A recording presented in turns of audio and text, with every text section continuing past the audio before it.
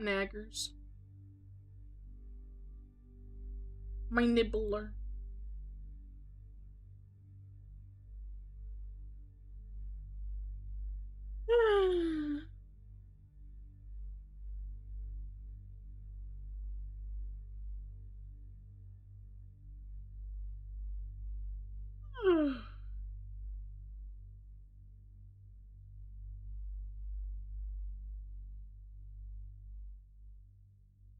How it do?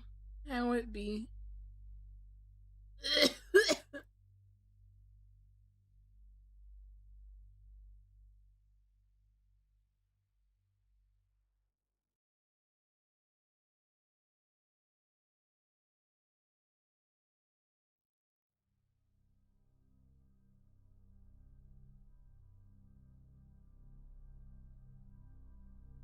Howdy do? Oh.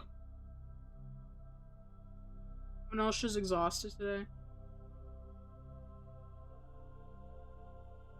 Or is it just me? A heck.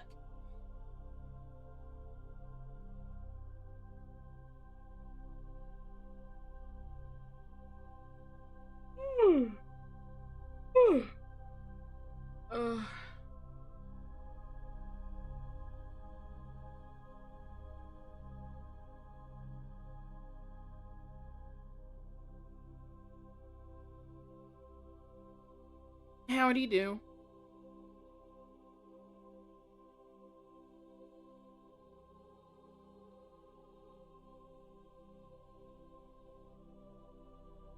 How am I a sleepy brat?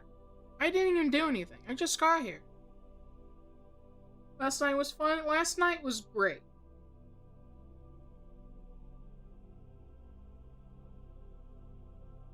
Last night was funny.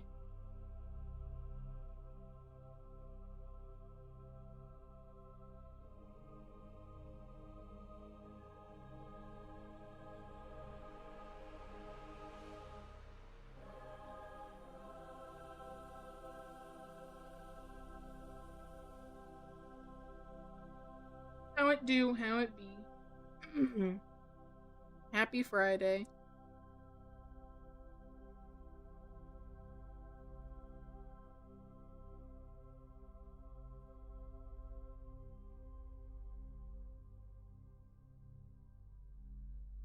My mouth hurts.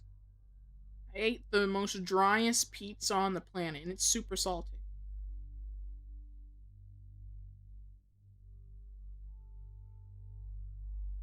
So I did not really enjoy my lunch as much.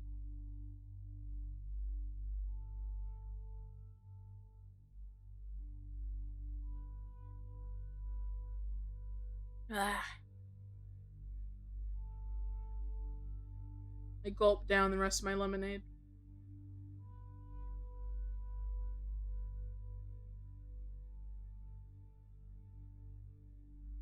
Lunch was crawfish, you lucky bitch.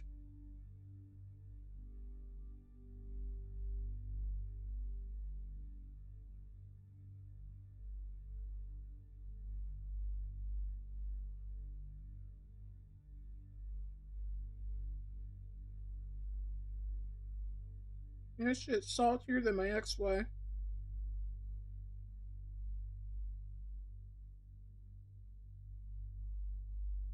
Oh. Throw that aside. Apparently Discord is down, so that's great. So, I don't know, it keeps having issues.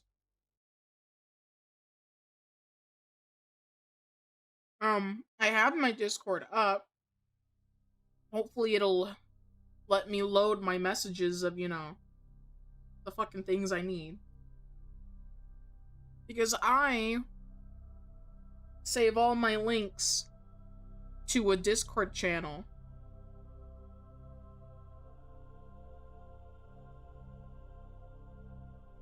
So what a very inopportune time for Discord to be having issues right now.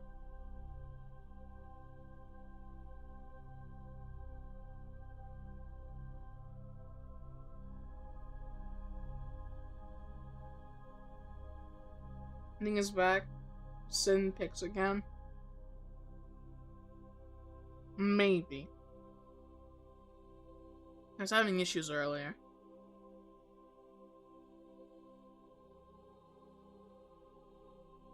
My mouth hurts. Ow.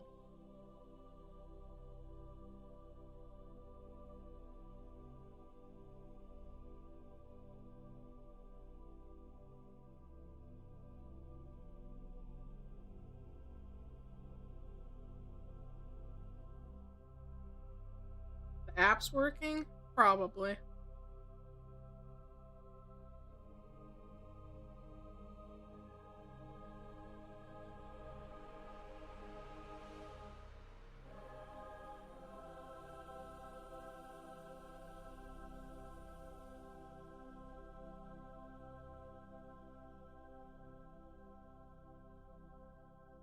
Let's see, I need to find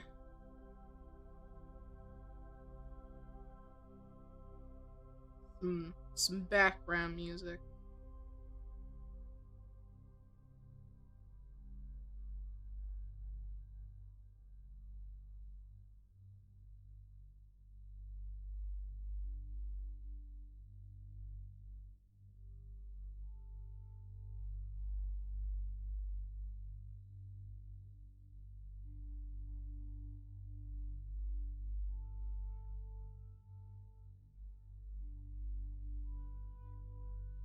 Return of the Queen? Ugh. Well, go play Dustborn.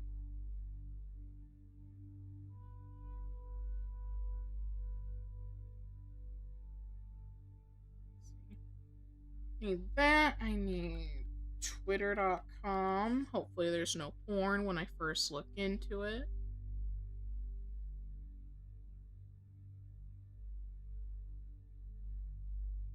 And there's porn when I first look at Twitter.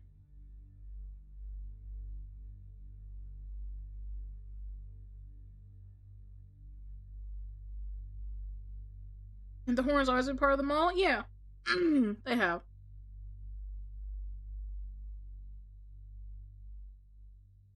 Very quickly get this hentai out of my bookmarks.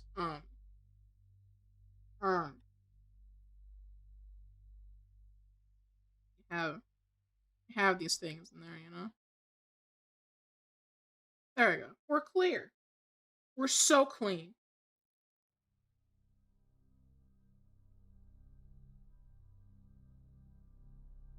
Listen, I had it in my bookmarks. I was gonna post it in the Not Safe for Work channel, so I had to get it out of my bookmarks because I have a lot of things from Twitter.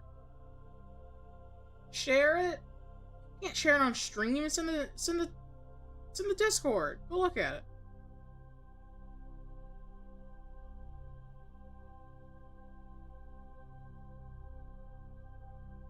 It's okay, Sakura.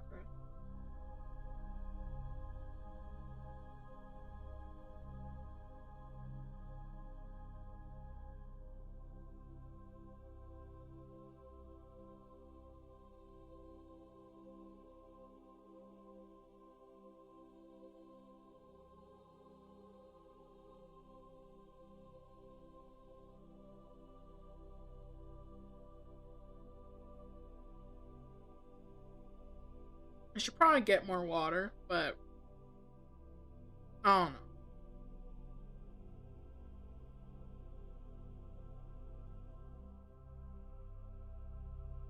Well, thank you for the head pat. That was non-existent. I need to fix that. I'll fix it over the weekend.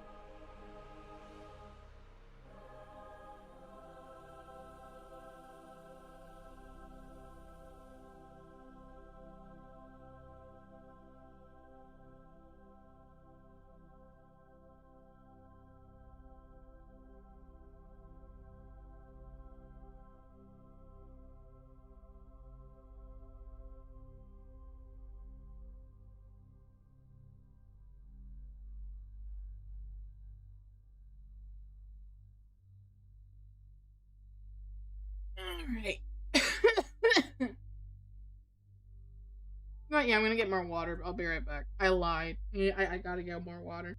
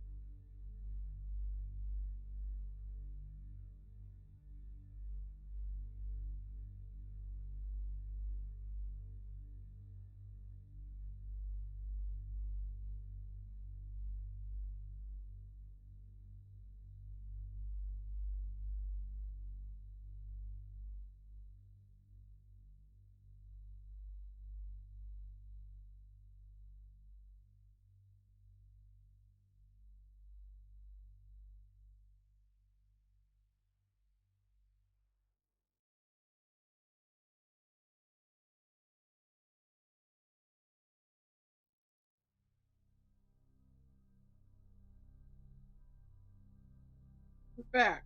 I'm still black. Unfortunate. Unfortunate. We're back. Oh, we're still black. Let's go over here.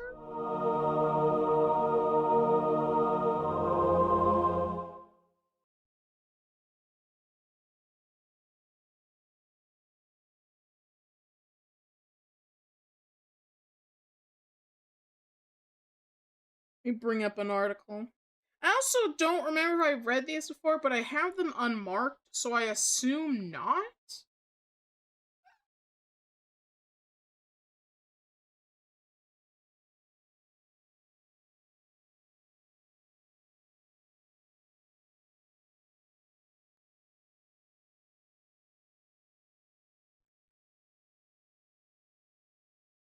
So we can say you're back in black. Yeah.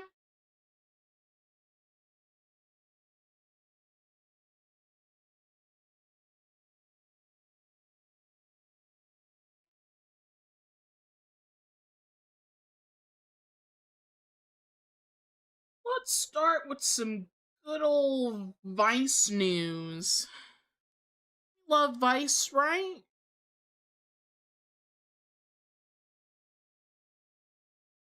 Vice is so awesome. Vice is so cool.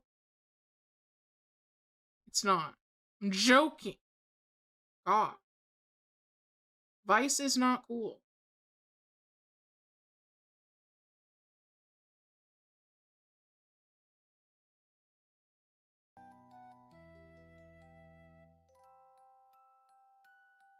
"13% of the population represents 100% of the stream." Saying everyone's black. Let's see.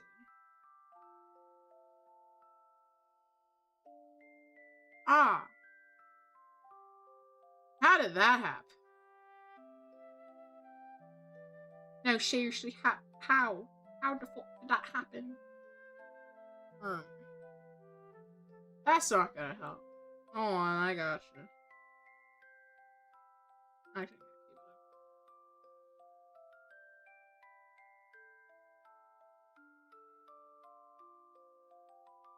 There we go.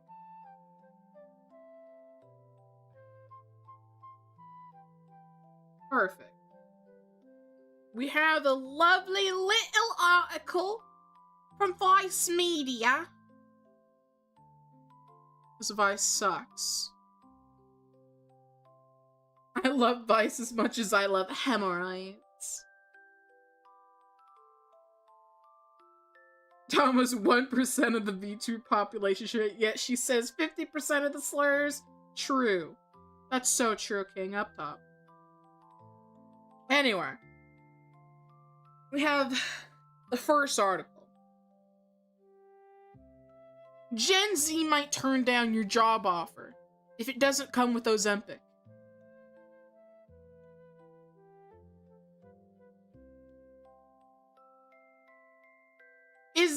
Is Gen Z in the room with us right now?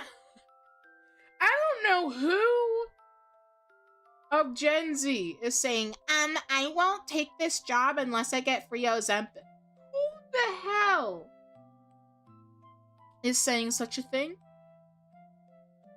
I genuinely don't know. I don't know. Who is saying that?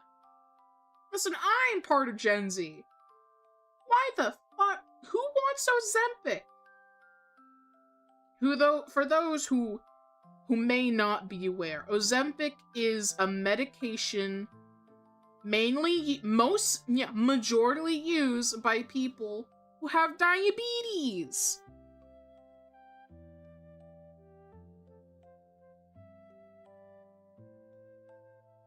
I forget the specifics, but like, it's not a weight loss drug, but it can help you lose weight because it's essentially an appetite suppressant to help those who manage the fucking disease.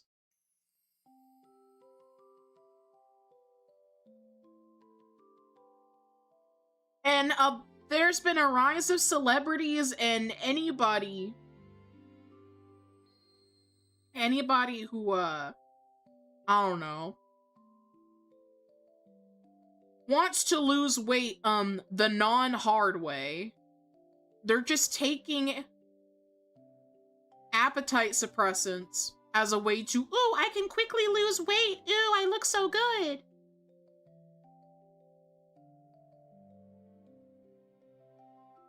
They all have type 2. It's like, girl, no. So there's mainly been celebrities that will literally get on Ozempic, and they especially don't need to be.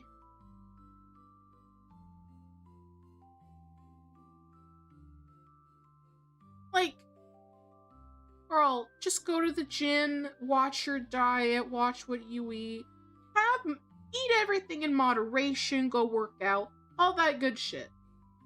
People are just taking it for no reason. Because, oh my god, I went down like 30 pounds, but I feel... Because the side effect of, oh my god, you're losing weight rapidly, one, you have to be reliant on this medication because that is the only reason why you look skinnier. Because you're using it to suppress your appetite. Two, there's side effects of people literally feel so tired, they feel anxious. Like, oh my god, taking a medication that you don't need has side effects! Oh! Like, the moment you stop taking Ozempic is when you gain all that weight back. In an instant, pretty much. Sometimes the people who actually need the medication, yes, they need to take it for the rest of their lives in most cases. Because that's how they manage, you know, their illness. That is what the medication is for. It's not good for your kidneys. Oh yeah, it's probably not good for your kidneys either.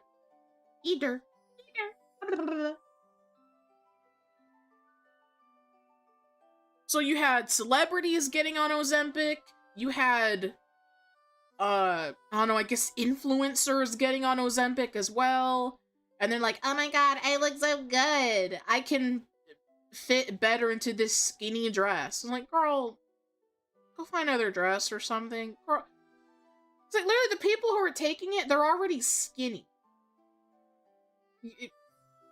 If you ever notice. Or they're just really, aged celebrities, I guess.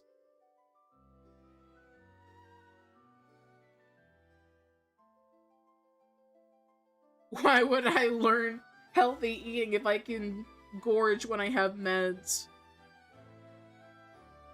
You can't even gorge, I don't think. Like, it's literally an appetite suppressant. Like, you're literally just not eating. Virus article, so no sense. Nonsense.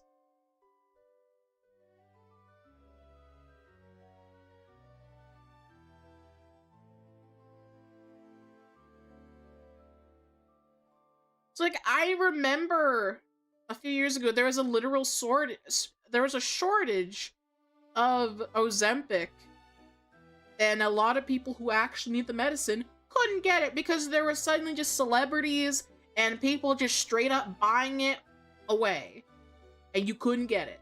People who actually need it, they couldn't get it, so that's very dangerous for them. Highly dangerous, because they need that medication.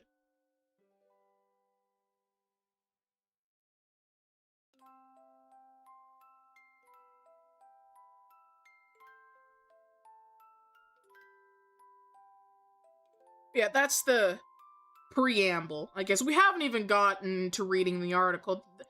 That's just the preamble. That's just the TLDR of, like, the story of Ozempic. It's not for weight loss, but it can help you lose some weight. But people are just straight up taking it for weight loss. You know, that's not even the point of it. Alright. Ozempic has apparently made it all the way into job negotiations, which feels very 2026.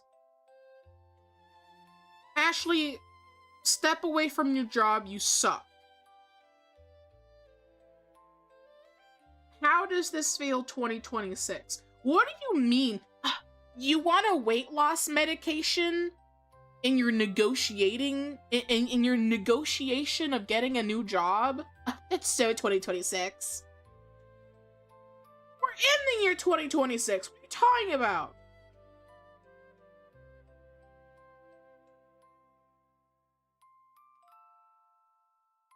Yeah, the Ozempic thing started like literally 2 years ago.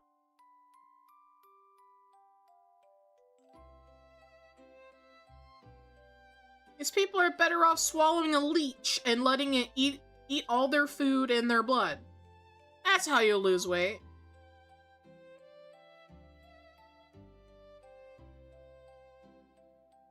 Now, let me zoom in.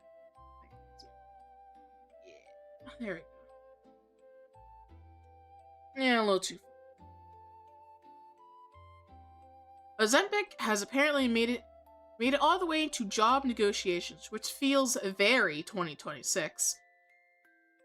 What? Oh? Younger workers are still asking about salary, health insurance, and how many days they're allowed to be a person outside the office. Now, a growing number are also looking at whether an employee will cover GLP-1 drugs like Ozempic or Wegovy, because of course, a medication that can cost a fortune would end up in the same mental bucket as paid time off and dental. Think what the fuck you talking about? What are we talking about? I've never, again, as someone who is Gen Z, I've never heard of someone when they're looking for a job asking if the company will get them medication. Wouldn't that be covered in your health insurance and whatever else your company provide? Why are you specifically asking for Ozempic or Wegovy?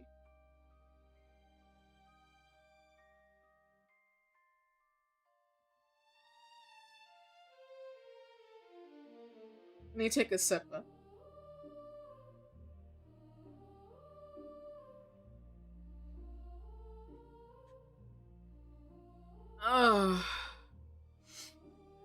According to a new Zip Health survey of 1,004 US workers conducted in March 2026, 47% of Gen Z said GLP-1 coverage would sway their choice between two similar jobs.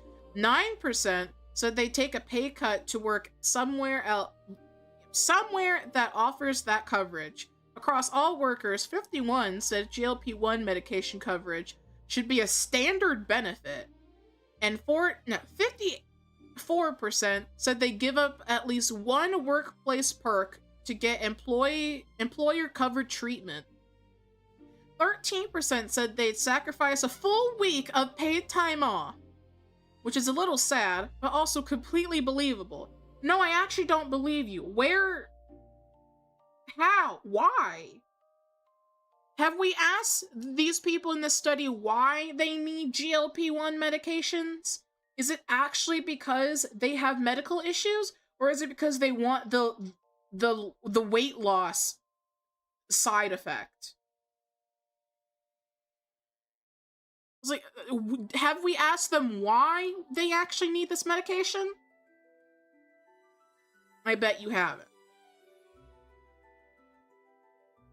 That stat says a few things at once. First, these drugs have moved out of celebrity gossip and into regular adult decision-making. Okay. Yeah, whatever. Second, healthcare in this country remains such a disaster that people are weighing access to a prescription drug against vacation time.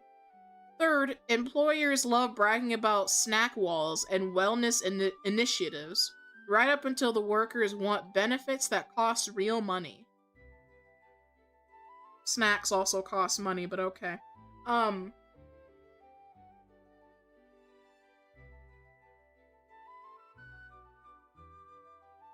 What are you talking about? Again, what the actual fuck are you talking about?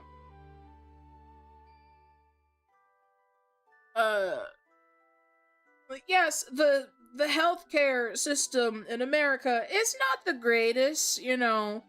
We have a lot of issues. I'm not even gonna get into those issues, but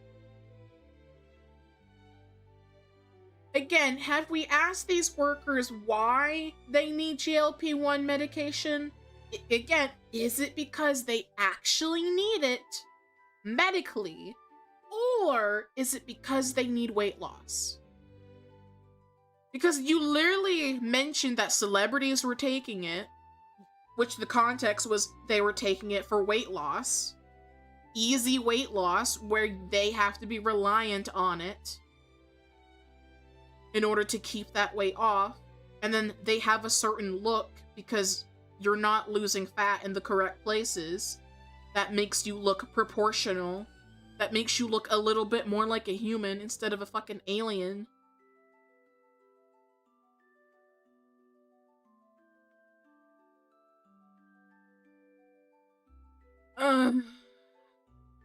Some Gen Z workers want Ozempic included in the job offer. No. No. How about no? Survey also gets into the part that companies love to fumble, which is basic human sensitivity. Among Gen Z workers, 58% said they felt uncomfortable discussing weight management goals with HR. 53% felt uncomfortable disclosing GLP-1 use, and 38% had kept their weight loss efforts private at work. So it's exactly what I said. They want it for weight loss. Why are you... I'm about to glow. Why are you... Oh my god. That would be like going out to your employee and be like, yeah, so, not officer. Hi, HR. I smoke weed for my back pain. Can you cover my weed spending? No. Your company is not gonna cover your weed spending. That is a personal thing. Your employer should not be covering your weight loss. Your employer doesn't pay your gym membership. Why the fuck should they? They're paying you for the job that you have to do.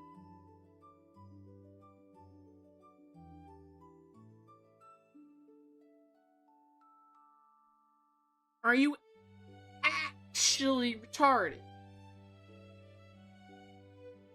The ones who wanted our land whales? Probably. Actually, no, I've never really seen, like, you know, like, very, very big people use Ozempic, because, I don't know. It's usually, like, those who are mid-size, or maybe, like, mostly skinny, but have, like, you know, a little bit of chub. There's nothing wrong with being a little chubby. Chubby is cute, okay? I love chubby girls. My Twitter is sometimes full of chubby Japanese girls, and that's so cute. They're so heckin' cute. I would wife them instantly. I thought Ozempic was a country in Africa! That's funny. That's really funny. It's like,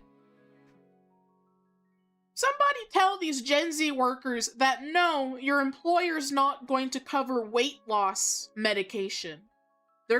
They might help you with actual medication that you actually need, like if you have an inhaler for asthma, or if you need insulin for diabetes. They're not gonna cover medication because you want to lose weight. They're not paying for your gym membership. Fuck you. So why are you talking to HR about your weight management? Who the fuck would go to HR and be like, HR, I lose weight. Shut the fuck up.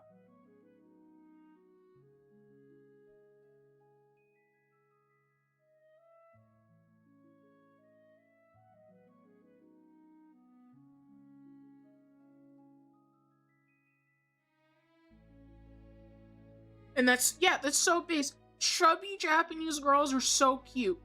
Me personally, I love chubby girls. They're so hot, they're so cute. I love curves. Curves are wonderful. It's like, a lot of the people who take like these quote instant weight loss medications are people who are already skinny or maybe just mid-size.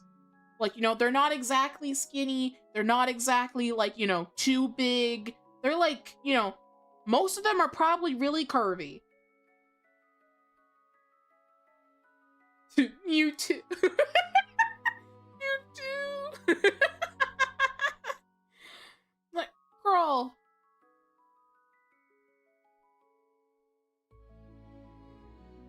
Ugh.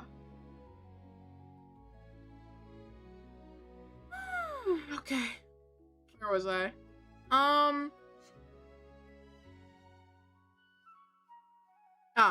Across all workers, only 1 in 10 said they disclosed GLP-1 use to a new employer. Okay, why would you even... Why? Why? Thank you for the hydrate. I will take a sip of. I'm not getting flustered.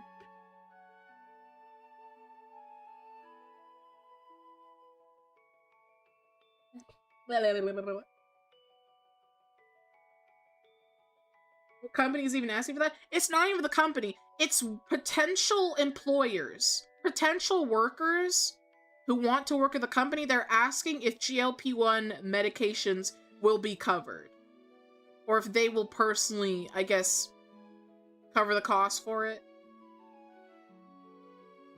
Whatever. 17% said they felt judged, stigmatized, or excluded at work because of their weight loss or weight loss efforts. Who the fuck gives a shit?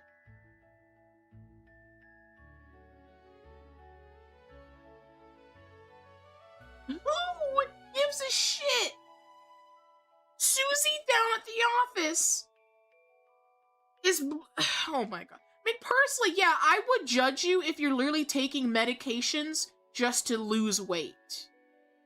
If you're taking hunger suppressants, unless that was recommended by your doctor and you didn't, like, gaslight your doctor to it, please, please, please, please, I need more money, I'll give you all the money in the world, please just pill pop me, daddy, pill pop me. It's like,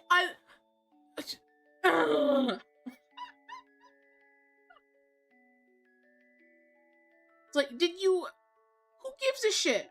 Personally, I would judge you as well. It's like, why the fuck are you taking that? It's like, have you tried anything else?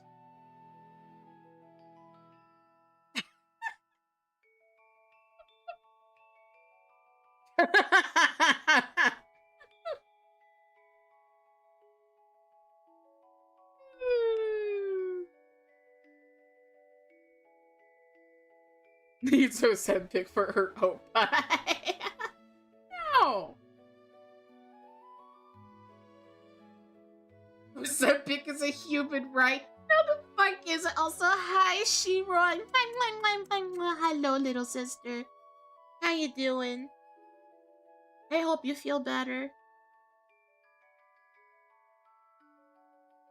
I fucking hate these people. Oh my god.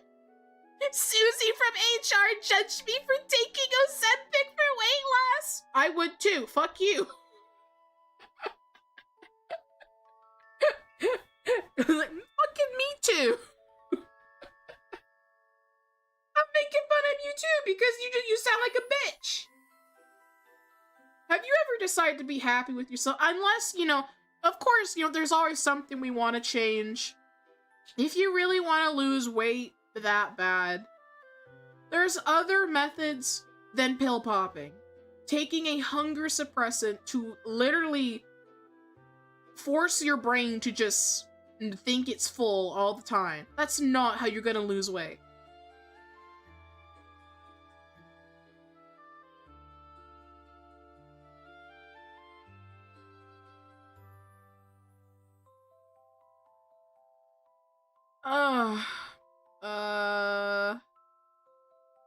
Another 17% worry GLP-1 could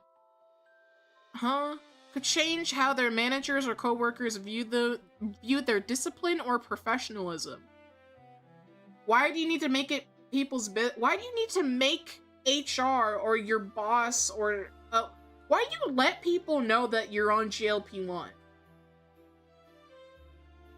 When you want to hide it, or why is it anyone's business? Who cares? That's like, I have a weed card. I smoke weed for my bad back. Who gives a shit? Keep it to yourself. I don't need to hear about your medical history.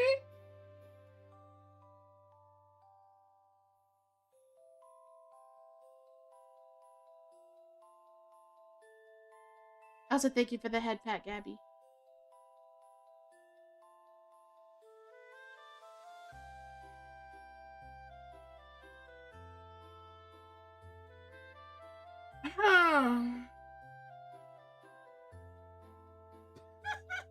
Imagine having an HR. Imagine being employed. And BB.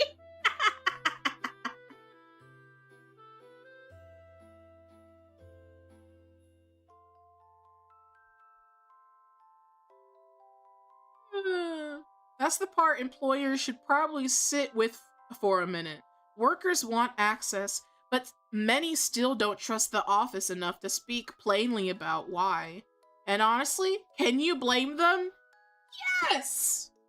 I do blame them because they're retards!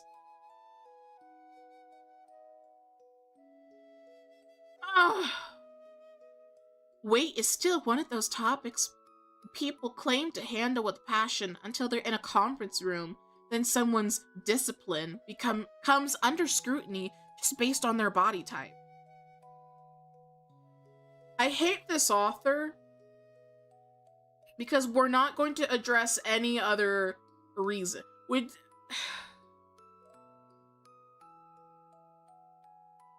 This author should walk up to Vice HR, walk up to her boss, her employer, whoever, and be like, can you cover my gym membership so I can lose weight? The answer's going to be no. It's no. They're not gonna cover your gym membership.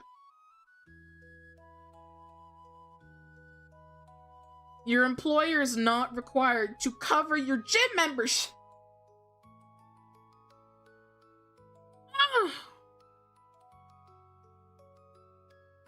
The survey is about benefits, but the real subject is access. Specifically, who gets it, who stays silent about needing it. You don't need a GLP-1 medication for weight loss. You're not entitled to weight loss medication. You are entitled to the medicine you need medically, not the shit you use recreationally. That's a recreational thing. and why so much of American healthcare still runs through your payroll department. I hate you. Burn this article, burn Vice. Burn Vice to the ground. In Minecraft. Vice sucks. Fuck you, Ashley.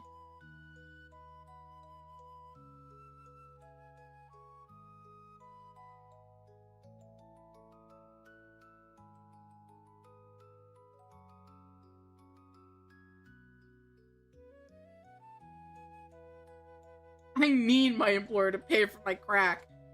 No!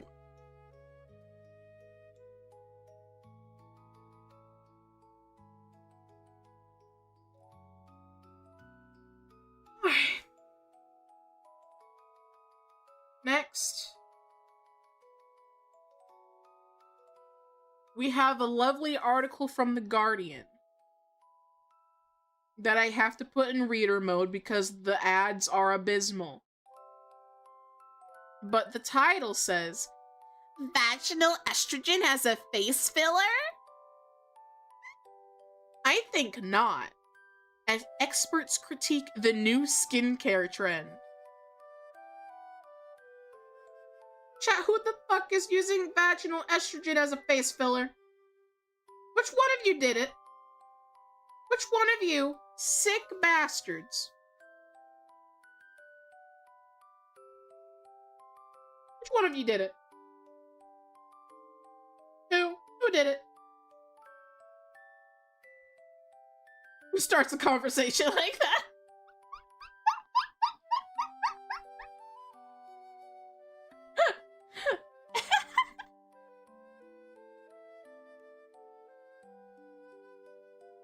Doctors warn against a viral off-label use lacks evidence with unknown long-term risk and possible systemic absorption. What? Huh? I'm gonna have to start glowing. Hold on, I need my hat. The hat will protect me.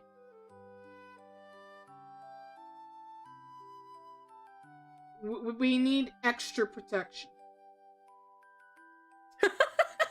We need extra protection because what the fuck did I just read?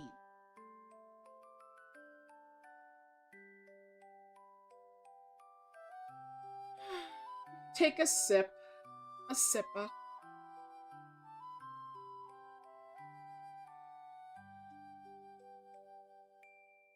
Alright. Vaginal estrogen cream is prescribed to ease genital dryness, irritation, and discomfort that results in the loss of estrogen during menopause. Okay. The name tells you exactly where to put it, yet a new trend has been making the rounds on social media. People are calling vaginal estrogen cream the new filler for the face and other body parts, claiming it can smooth wrinkles, reduce dryness and sagginess, and plump up the skin.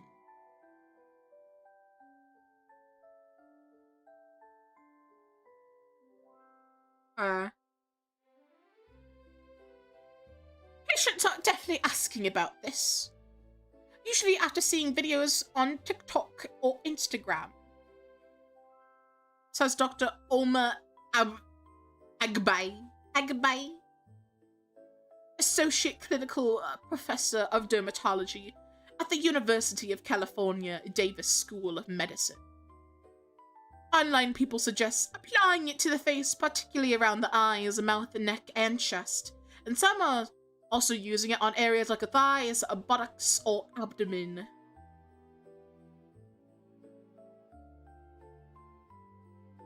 That's like putting icy hot on your balls. It's hot and it's cold.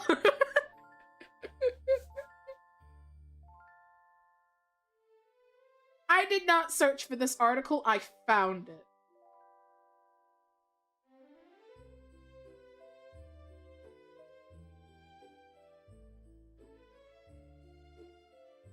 Listen, I love finding random shit. It's so fun.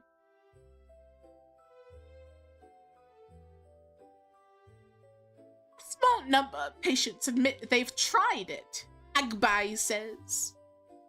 Some report their skin feels less dry or slightly softer. That's not surprising because estrogen is known to affect skin hydration. But some subjective improvement doesn't equal proven safety or long-term benefit.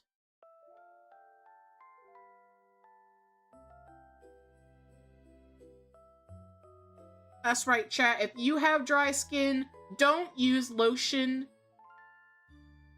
Use estrogen.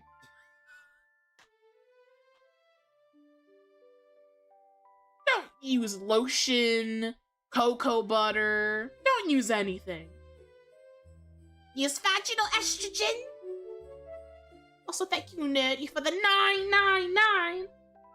Can we read Milking Farm instead? It's less terrible. No! It's not Milking Farm Day. We cannot read Milking Farm. I do not have my Shiroi.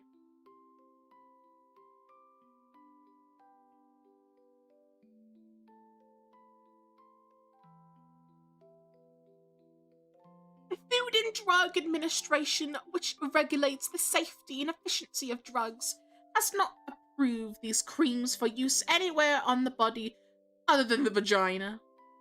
The American Academy of Dermatology does not include them among acceptable facial fillers or as treatment for wrinkles and dryness.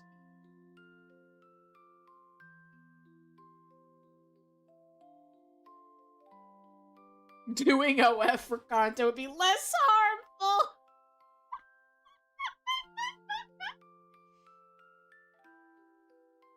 How she feels better? Me too.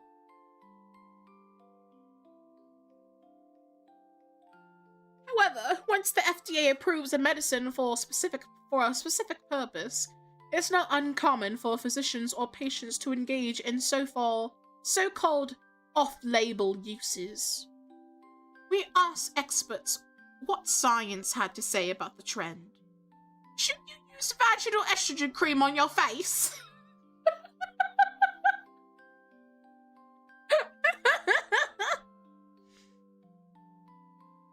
It seems logical that vaginal estrogen might help facial skin, since the body's natural estrogen helps stimulate the skin's collagen production.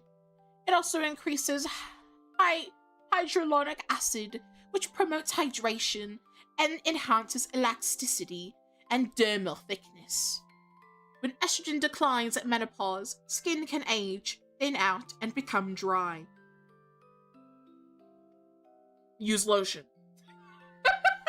Lotion. Moisturizers. It's not that hard. The biology makes sense, so the concept isn't coming from nowhere, says Dr. Adam Friedman, professor and chair of dermatology at the George Washington University School of Medicine and Health Sciences. But many experts do not recommend this off-label use. Fucking duh. I don't know. What do you mean many? All of them should be disagreeing. This is like that one toothpaste that 9 out of 10 dentists recommend. There's always one guy. There's always one guy who's like, I do not recommend this toothpaste. This toothpaste is very bad. 9 out of 10 doctors recommend. Experts say, splatter pussy juice onto your face. I must show this article to my husband. Can't argue with the experts! Obviously.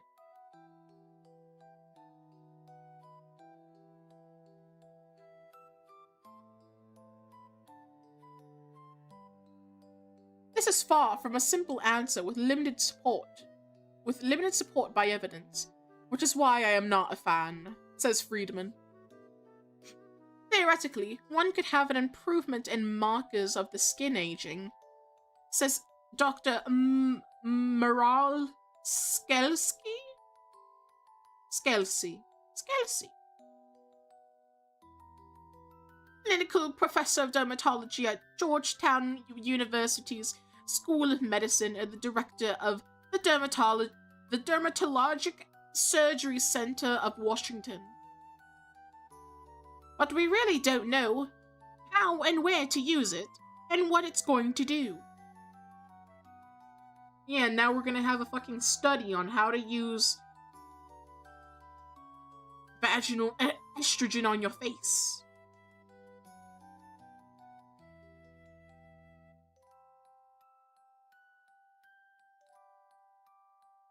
Doctor, how many doctors are we gonna ask? Holy fuck. Dr. Ellen Gendler? Yeah. Dr. Ellen Gendler, a cosmetic dermatologist and clinical associate professor of dermatology at NYU Langone Medical Center, says that using a bit of vaginal estrogen cream around the eyes likely won't hurt. She uses it on the under eye area and advises applying just a tiny dot. She doesn't recommend using it on the entire face or on other parts of the body. So we have a retard. Dr. Retard over here is using vaginal estrogen cream on her face. Research on using vaginal estrogen cream as skincare is scarce, although several small, short-term studies suggest positive results.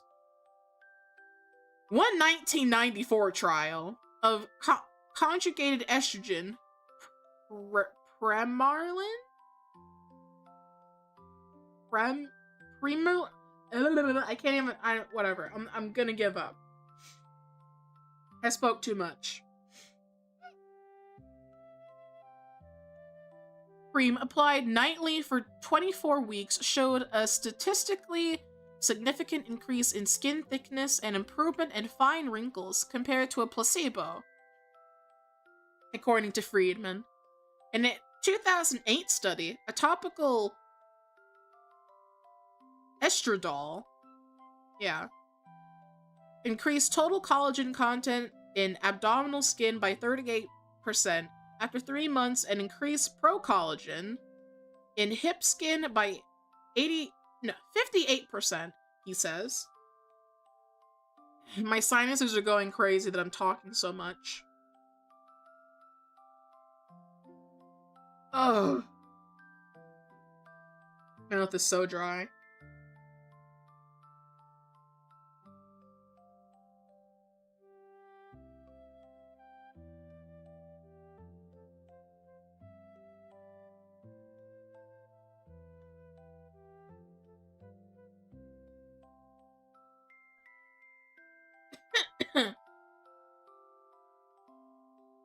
Vaginal estrogen as a face filler? I think not, Friedman says, describing the clinical data for topical estrogen on facial aging as limited, heterogeneous, and not a green light for do-it-yourself repurposing of genital formulations. Did he just call it hetero? Heterogeneous.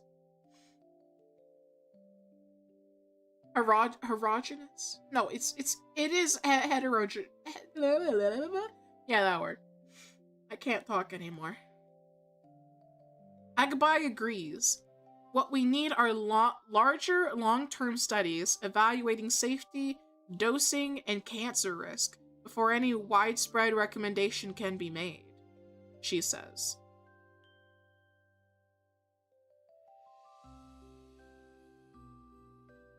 What are the possible risks? The potential downsides are real, Agbai says. It is possible for topical estrogen to circulate to other areas of the body via the bloodstream, known as systemic absorption, especially when used on large surface areas, thin skin, or long periods of time, she says.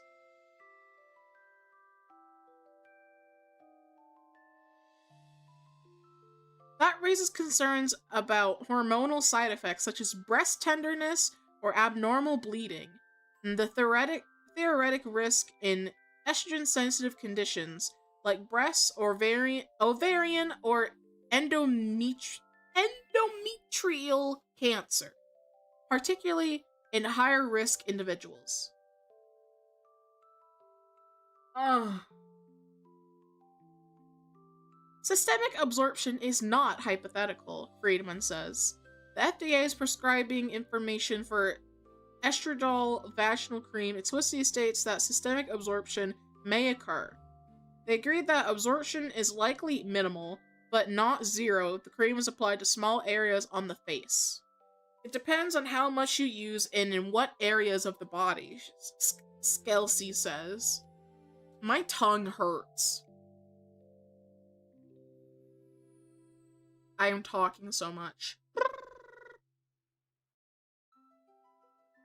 Applications to larger locations such as the abdomen, thighs, or buttocks are exactly the scenarios where caution is needed, Agbai says.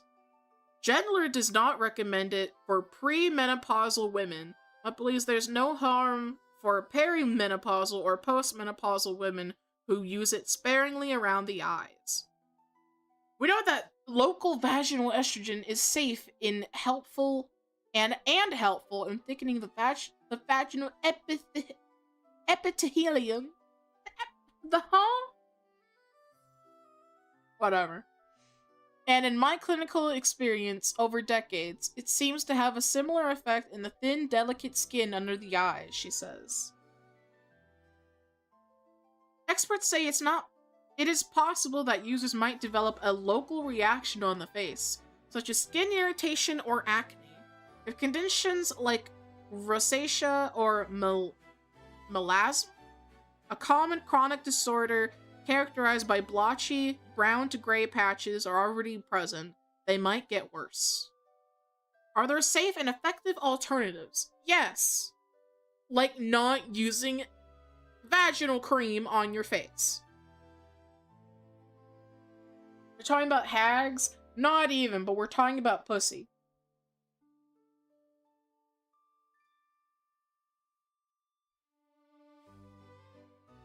Yes, dermatologists stress that there are many time-tested procedures and products for the skin which are safe and effective, with long-term scientific evidence supporting their use. The good news is that patients don't need to experiment with vaginal estrogen to improve skin aging, Agbai says.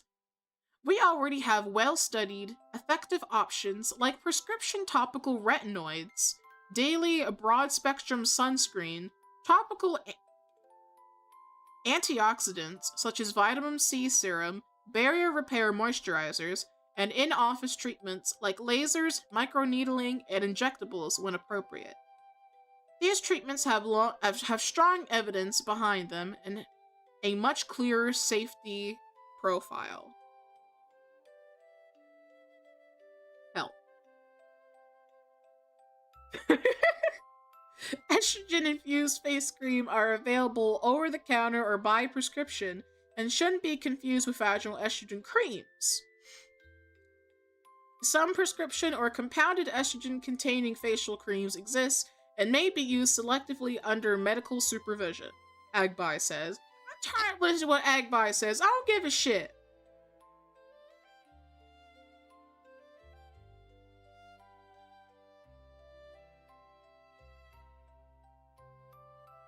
Even then, they're not first-line anti-aging treatments and are not appropriate for everyone, especially patients with hormone-sensitive cancer risk. The bottom line. Estrogen does maintain collagen, elasticity, skin thickness, and hydration, but many skin experts urge caution in considering off-label use of products that contain it. Using vaginal estrogen on the face or body is not evidence-based, and it's not something I recommend, Agbai says. Using it off-label introduces safety concerns without any proven benefit. The problem is formulation and dosing, she adds. Vaginal estrogen products are designed for a completely different tissue type and absorption profile, Something made for the vagina is not necessarily effective or safe for the face or other parts of the body, and may increase systemic exposure in unpredictable ways. How many times did I say vagina? Take a shot. You might die, though. So maybe don't. Maybe do not.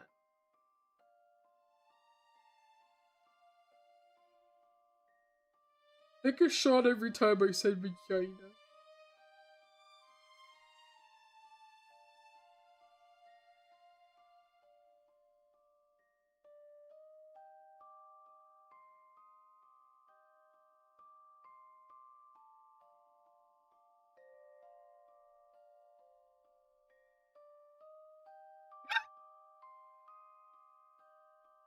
Alright. We got another Vice article. Isn't that fun?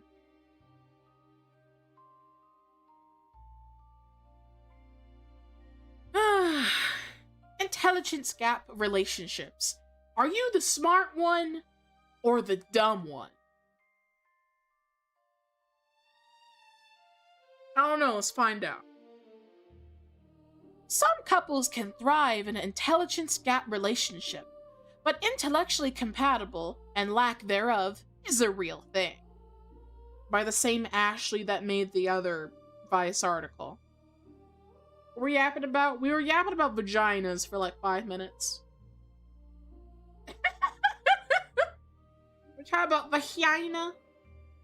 We're talking about pussy.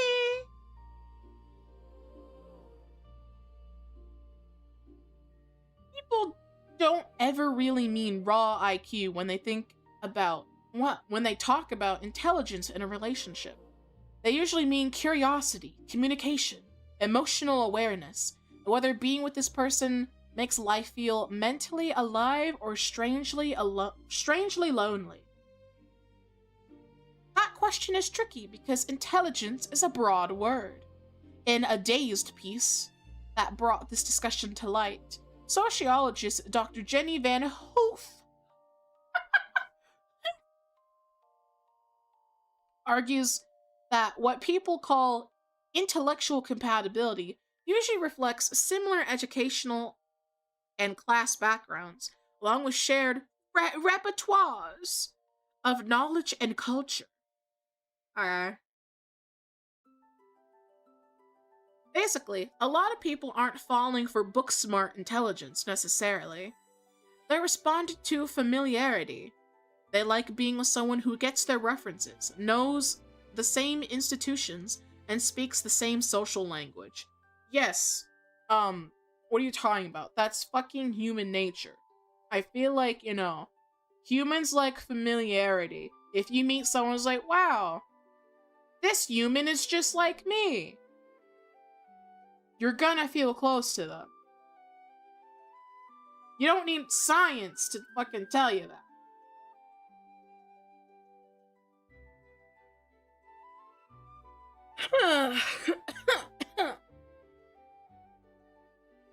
Research supports part of that. A 2023 study on assortative mating found that couples in Finland and the Netherlands often had similar education levels, and researchers said social background was one reason those matches happened. So the intelligence problem in a relationship might actually come down to class, access, and who got introduced to books, films, and ideas early, rather than some clear divide between a genius and an idiot. Hi, Lion. I'm suffering, but I'll be okay.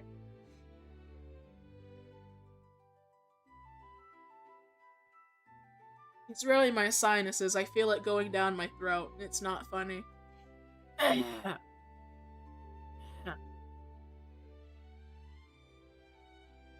Attraction dims when you feel like the only adult in the room.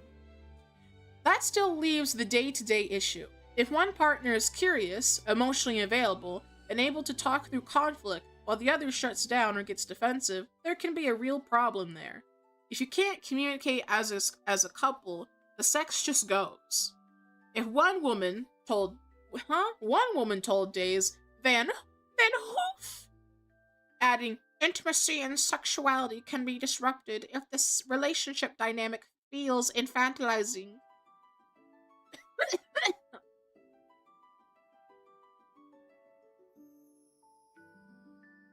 That gets at the real problem. Attraction can survive a lot, but it struggles when one person starts feeling like the only adult in the room. There's also a class angle people hate admitting, because it sounds snobbier than it actually is. Someone who grew up around art, books, and dinner table debates might read another person as aloof when the real issue is exposure. Huh? Dazed points to Pierre Bourdieu. What? Ew, get the French out of here. Pierre Bourdieu. Idea of cultural capital for exactly that reason. A person can be bright, funny, inventive, and fully alive to the world without being able to hold forth on 1970s cinema or whatever else a wealthier family treats as basic knowledge. What are you talking about? The real question is whether both people bring curiosity, openness, and some willingness to grow. That's a fair expectation in any relationship. Past that point, people may be judging differences in background and exposure as if they were differences in intelligence. You fucking said nothing. What did I just read? You literally said nothing. You started with something at the beginning, but now you literally said nothing. You said nothing. Opinion disregarded. You brought up a French person.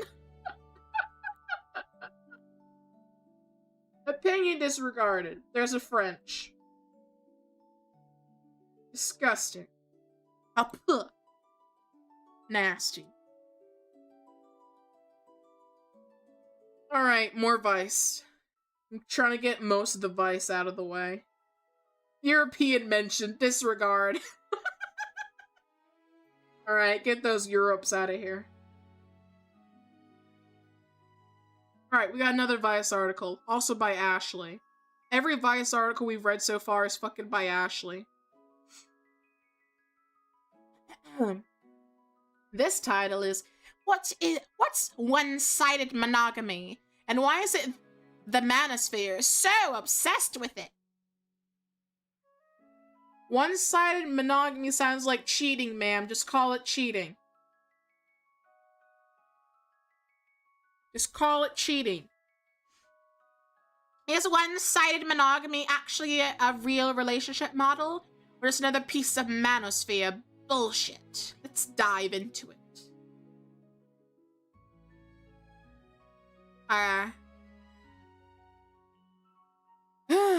If you spent any time online lately, I have. I'm chronically online. You've probably seen people talk about open relationships like they're just another lifestyle choice. Yeah, because you also push for them, dumbass. Thank you for the head pat.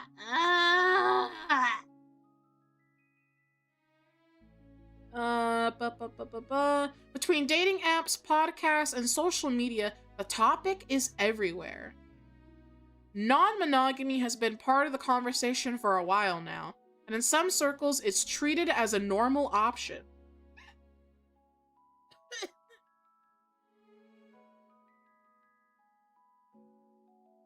Then you get the version coming out of the manosphere, where relationships are discussed with all the warmth of a business seminar. It's called one-sided monogamy, and the premise is pretty simple. The woman stays loyal, the man does whatever the heck he wants. I mean, yeah, I have seen that. Shame on those men, You can't be like, I need my woman to be loyal while I go do whatever the fuck I want. But actually, disagree. I believe monogamy should be for both parties.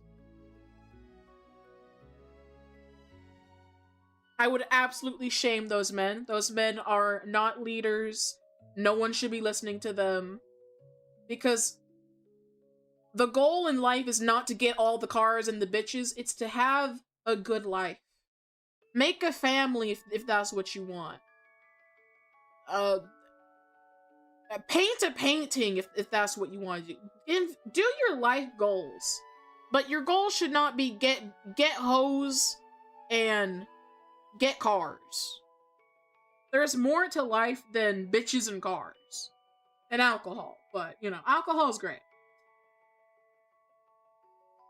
Like, if you don't want your woman to be a hoe, why does the man get to be the hoe? We can't have one or the other. No one should be hoes.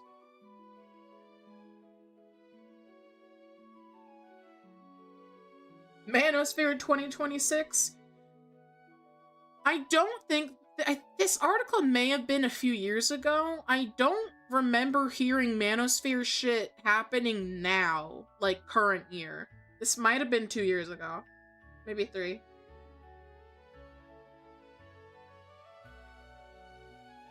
What if I want a car but a singular bitch? Then that's fine. It's like, I don't know.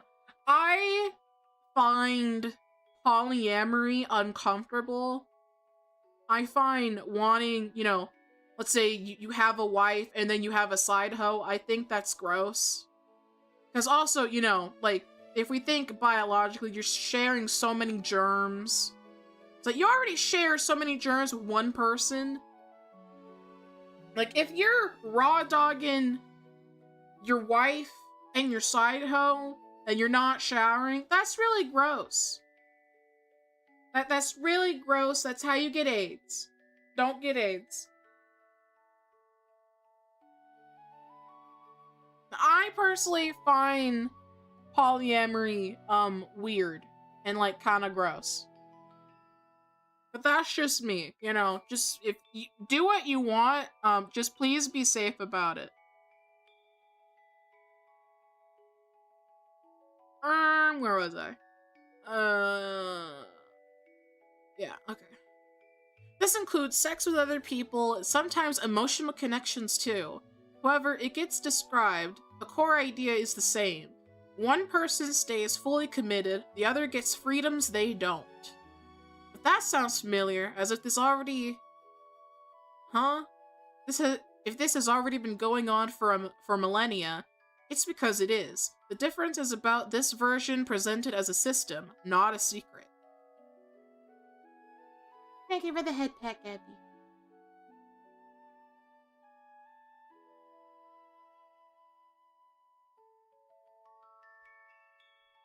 Do not share your side hoe, duh. Just don't share your side hoe.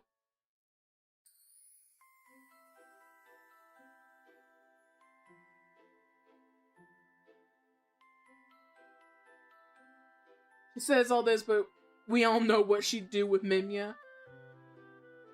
I don't know.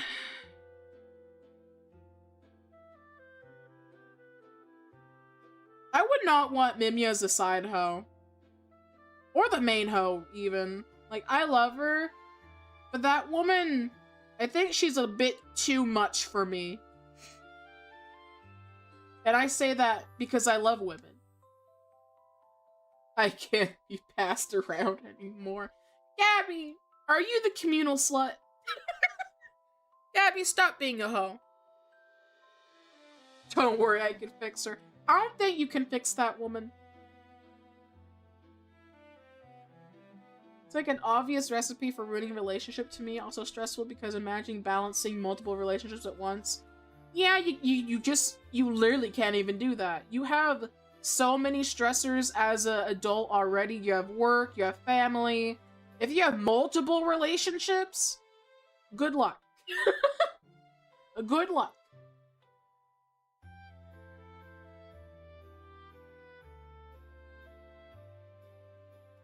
Best quitter talk? I don't know. I don't know, like...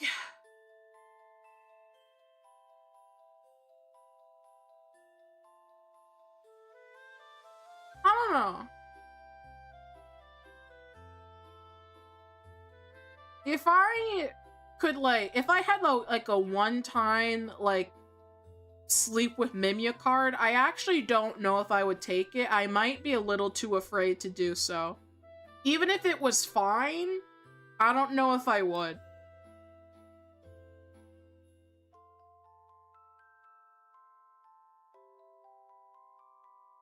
Donate it to me!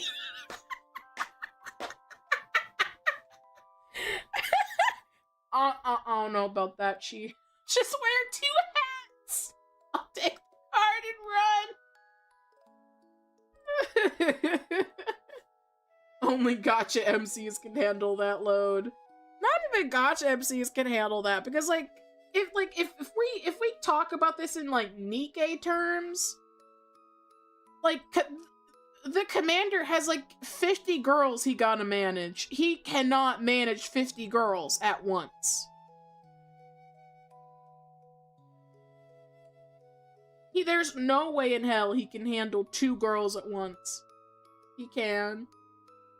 I don't know, man. Donate to me.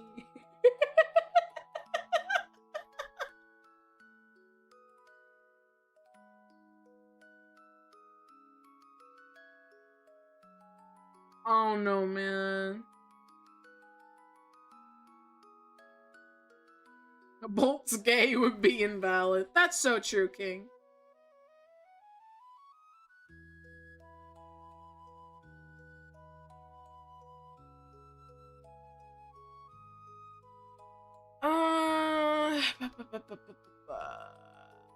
There it is. The manosphere. Can't stop talking about one-sided monogamy. Here's why.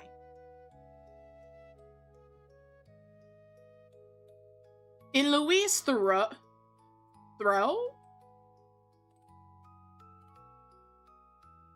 Yeah, Thoreau. Why are we bringing the French? Opinion discarded, you brought up the French again.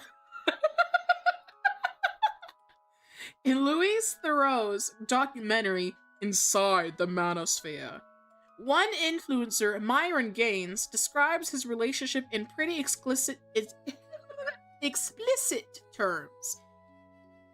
Well, I do what the fuck I wanna do. She's loyal to me, it's monogamous on her and open on my end. She packs my fucking condoms when I travel. He says. Shocking? Absolutely. But it undoubtedly lays out the contract terms. So is it actually a real relationship model, or just another piece of manosphere bullshit? It's men being hoes. We already shame women for being hoes. Men should also not be hoes. Do you see what happens to male VTubers? Who get a little too close with their female fan base? We all see what happens. Have you seen the VTuber sphere?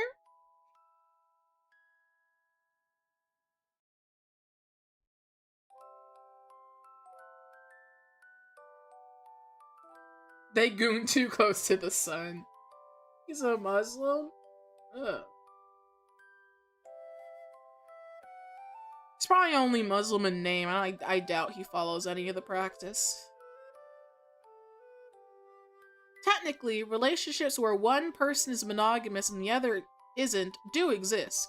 In non-monogamous communities, they're sometimes called monopoly setups.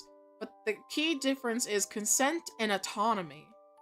As polyamory we need educators for this? Jump. Jump.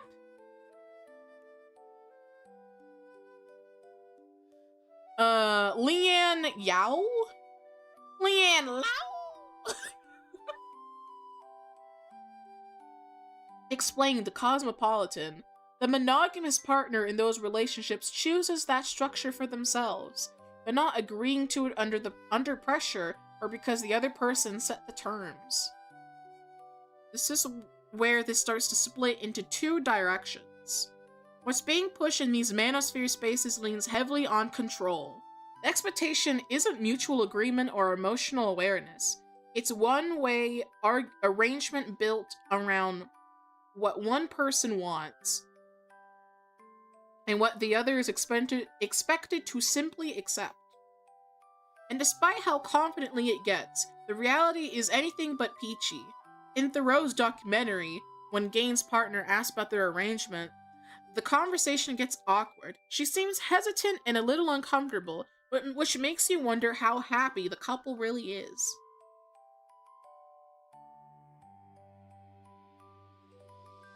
We need it. Yeah, we fucking need educators on what poly is. Jump! Yippee!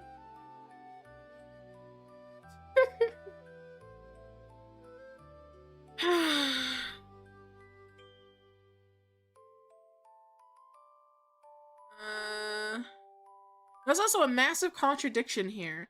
The same people promoting one-sided monogamy also talk about traditional values, loyalty, and structure.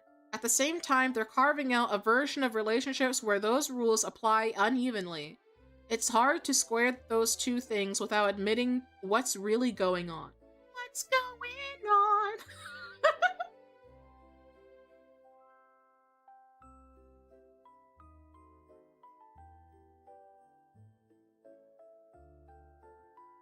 Can't have a mutual polyamorous relationship with my husband. I suffer from acute chronic no bitchless. No bitches-itis.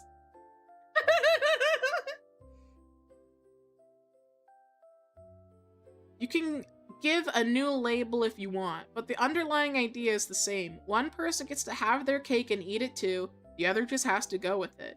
That's not some bold new relationship model, that's a straight up double standard. I mean, at least you... I mean, the article's not so bad. Minus points because 1 is written by Vice, 2 is written by Ashley. Like... we can... Like, absolutely there is a lot to critique of the, quote, manosphere about how... Especially when they parade talking about traditional values and things like that. But with being traditional, you also need to be traditional. You can't just have a traditional woman and you not be a traditional man. Like, you have to have both.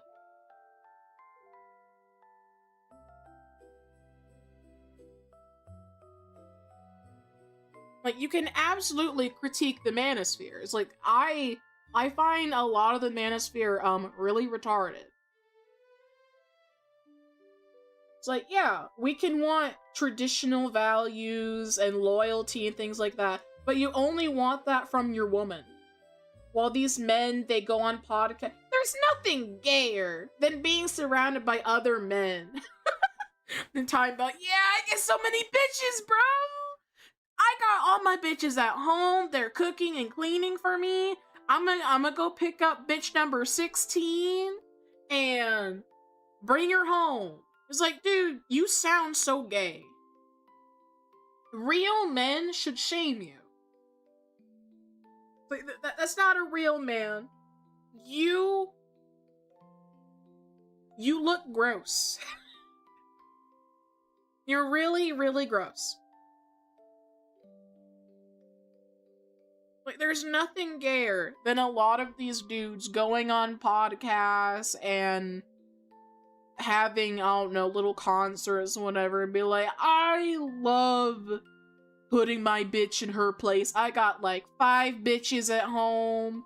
They all do what I want. I get sex every night. Anyway, these hoes ain't shit.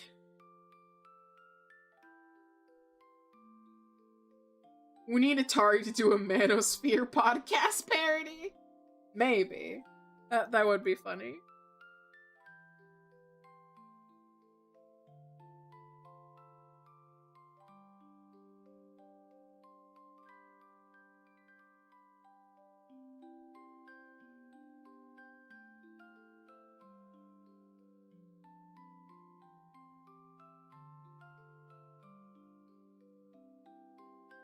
Deadbolt for good measure. That's funny.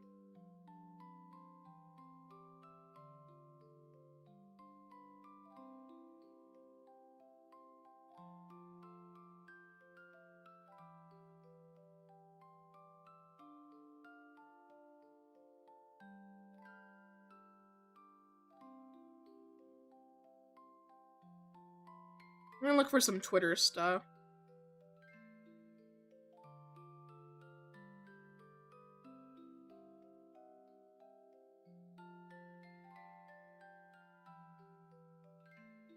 Got all my twinks at home.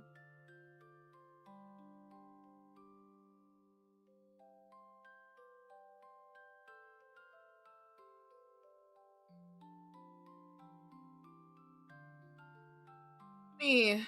Should I use the bathroom? Yeah. I'm gonna go use the bathroom real quick. I'll be right back.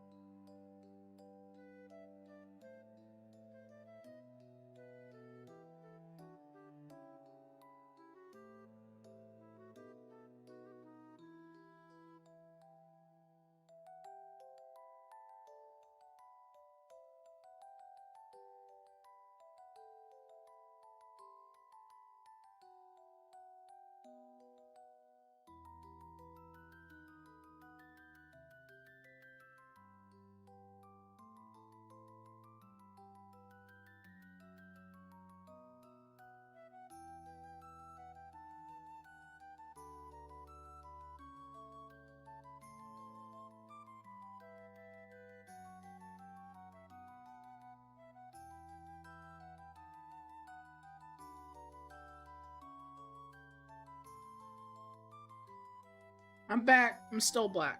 Unfortunately. Alright. I'm gonna start pulling up some Twitter to take a little break from articles.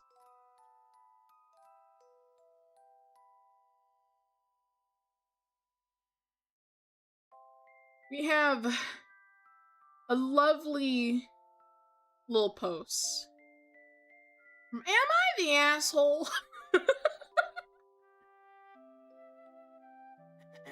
This is apparently an update to, I cut my wife off from our finances because she wouldn't stop ordering takeout.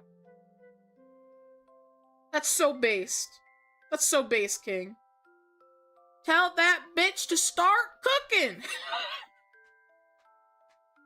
This is the control you need. If she won't stop getting takeout, get that bitch off the credit card. Take that bitch's credit card and shred it.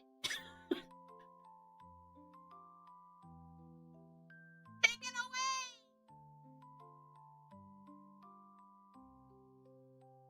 This is the control we need. Take that bitch. Look.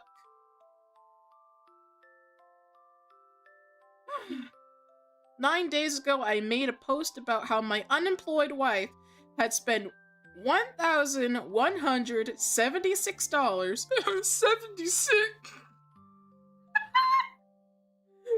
delivery apps in just a month.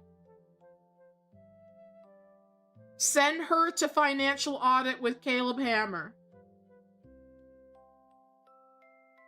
How funny would it be if she's been on financial audit already?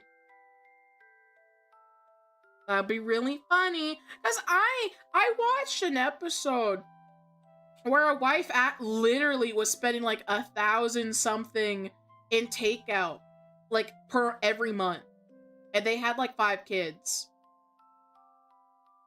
Caleb has suffered enough. Caleb won't stop suffering. 76.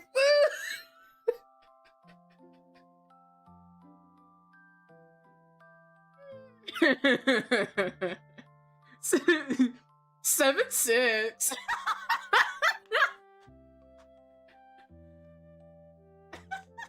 7'6".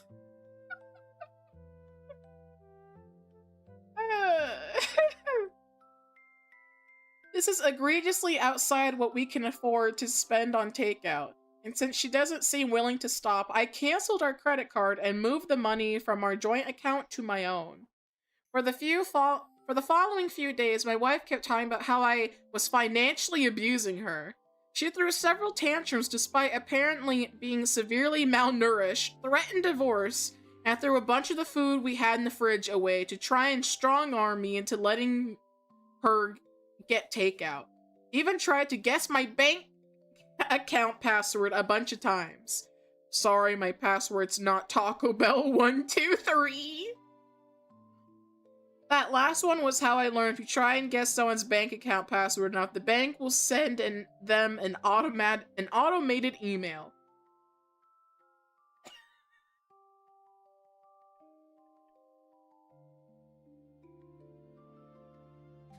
You know, this is like the one, not even one time. This is where I support, like, you know, taking shit away from somebody in a relationship. Like, yeah, absolutely. Cancel your fucking credit card. Why does your wife want to get takeout all the time? Does she even cook? The fact that she threw things in the fridge out just so she could get takeout or try and strong arm takeout, that's not a wife, that's a child. That is not a wife, that is a child. I'm gonna throw everything away. Why? Why do you need Taco Bell? Like, what even is she getting? Is she getting Chick-fil-A? Is she getting McDonald's, Burger King, Whataburger? What the fuck is she getting? That's a whale. How big is she? How big is the fish you caught? Is she small? Is she big? Is she mid-size? Like, girl, listen, I understand, I love food, but I also love home-cooked meals. There's nothing more sexy than a home-cooked meal. You gotta learn to make wonderful food at home. If you can even find, like, dupes for, like, Chick-fil-A nuggets or, like, the patties they use. Like, if you look up, like, dupes for, like, certain fast food items, you can absolutely make that shit at home. Like, bruh. Have Chick-fil-A at home. Literally save the container and, like, reuse the container and make yourself feel better. His name Captain Ahab. He whale hunting.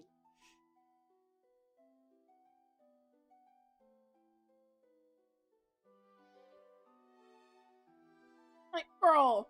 And what? Yeah, that's right. Why on the credit card? Why?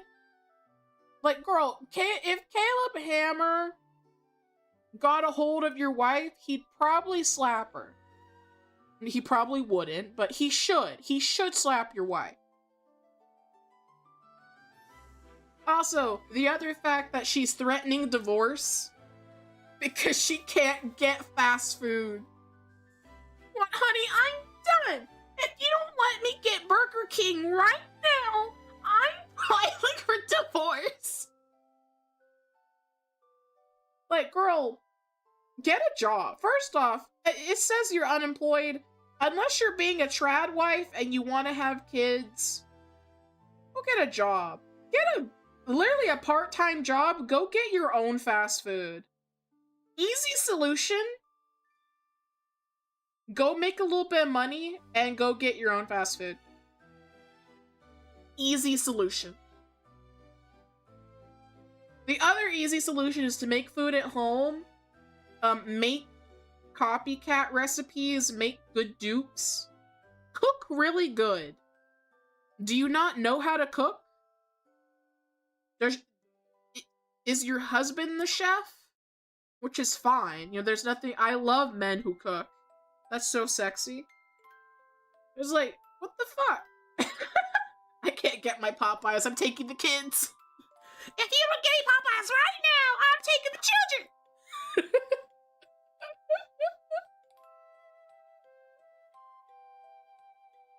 Unlock the Shondo route.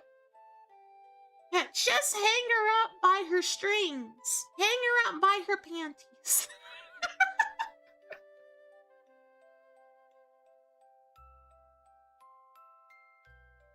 I mostly cook, but my man's the chef. That's so hot. That's so hot. That's a whale. Like, girl.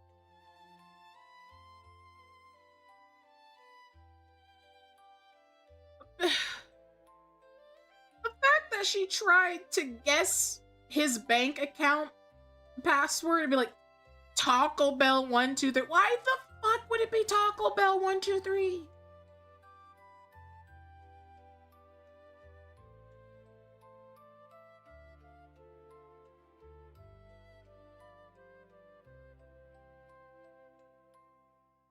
Souls, that sounds really good. Holy fuck.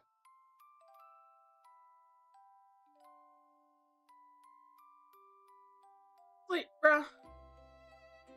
And also, if you're getting takeout every day, do you not get tired? Are you, like, getting the same thing every day? Or are you getting, like, different types of, like, fast food places? Like, are you going to Subway? You're going to Jimmy John's?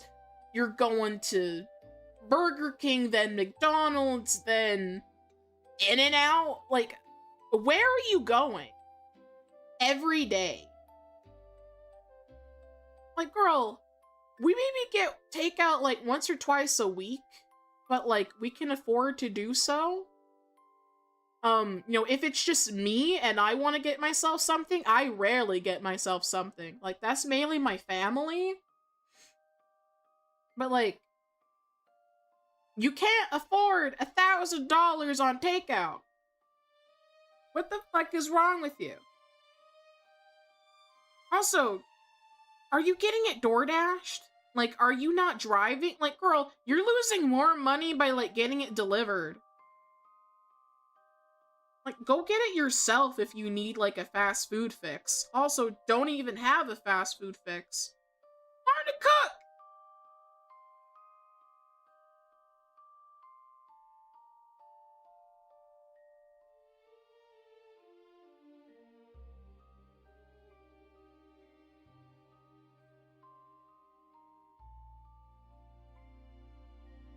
He doesn't even eat sweets.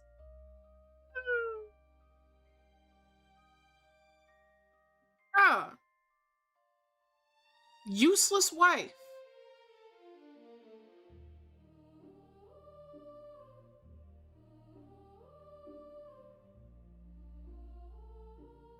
Most useless wife we've ever seen. That's not even the most useless wife. That's one of the most useless wives.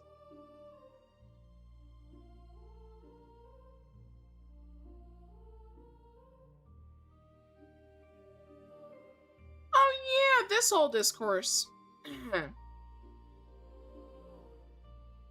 We had a...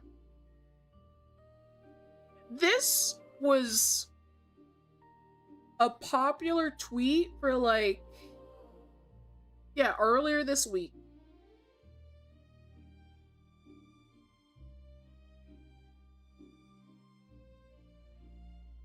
We have Miss Lizzie over here, who says, I know this is unpopular, but it will always be unattractive for a grown man to play video games. Some women might be understanding or pretend like they don't care that you spend hours playing, but they do. It's extremely unattractive to women and will never not be. You see, Lizzie over here is a loser. Miss Lizzie is a loser who obviously, probably has an entire list of hobbies that her husband is not allowed to do.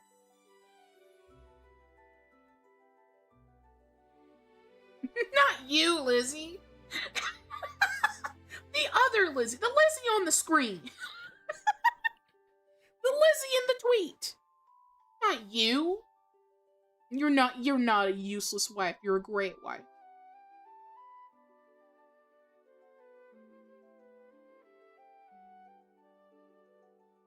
And then, you know, at the bottom, she has a subtweet. And she says, I'm not saying this to attack men, by the way. I'm just speaking objectively.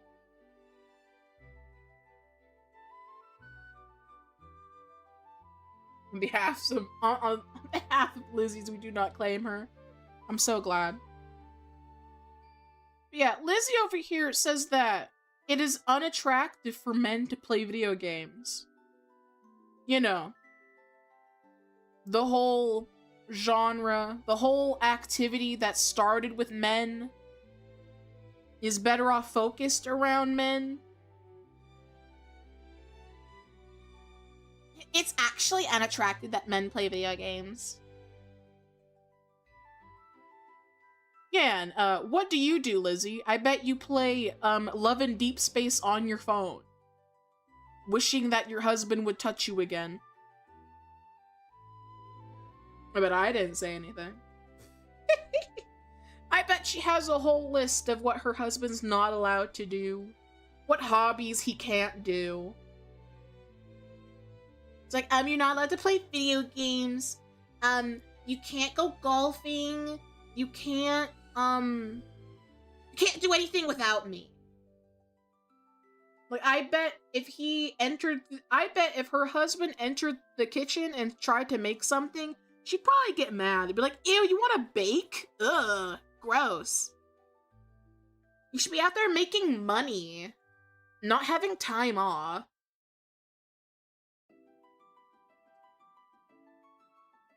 Probably read spicy books and drools over Love in Deep Space.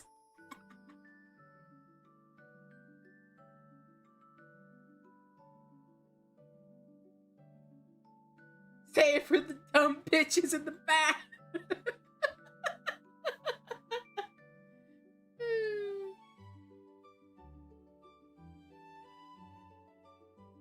Literally, my only complaint about my marriage is that my man does not have enough nerdy hobbies we could talk about. That's super cute. That's really cute.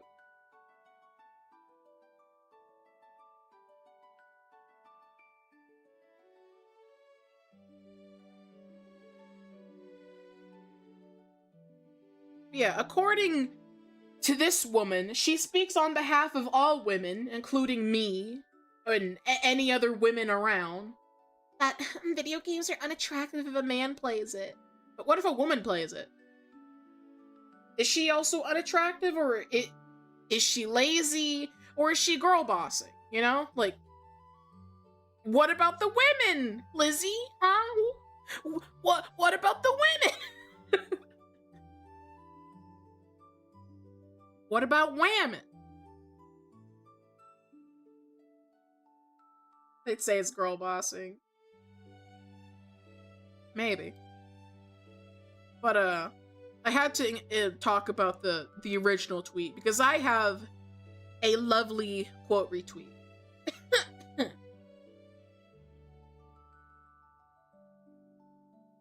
Let's see. Actually, I should take a sippa.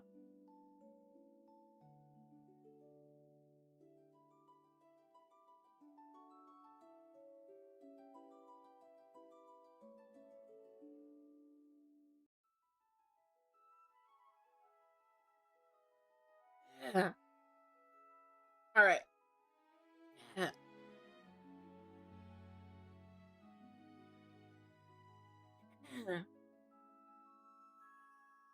This person says, The worst part about the whole sexual revolution is that it's just nonstop women wanting to have their cakes and eat it too. Women want to work and get big girl jobs, but she doesn't want a man that makes less than her. Women want a man who is emotionally available and will listen to their problems and is mature in their eyes or whatever, but don't want a man that's too emotional and cries. We want a man who has hobbies and does things, but not video games, and also not going to the gym for more than an hour a day, and also doesn't go do things alone for too long. Women want to go slut themselves out in college, but don't want to be judged on it. And they also want to slut themselves out to frat bros and man whores. Judge those guys for never settling down and only using them for easy sex. Women don't want to have kids, but have no answer to what the purpose of a relationship without children and a family. But it's the guy's fault for wasting their time with a 6-year-long situationship. It's just endless, miserable, entitled bullshit, and now enough men have realized that listening to it is a path to sex. Listening to it is a path to sex, so now you people think it's even worth listening to. You know what's also unattractive? 90% of living. I bet you don't find it hot when your man is taking a shit.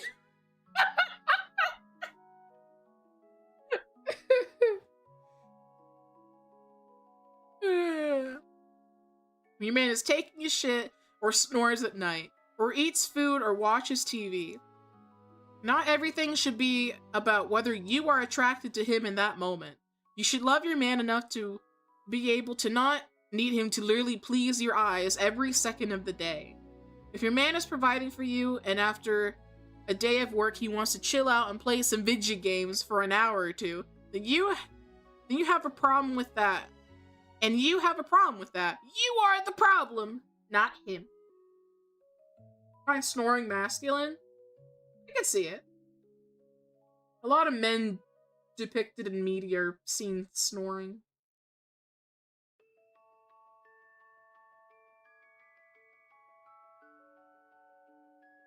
I've also haven't seen personally a woman who didn't like a guy going to the gym, but I have seen it as a complaint from just, I guess, random women on the internet. It's like, he can't be a gym bro.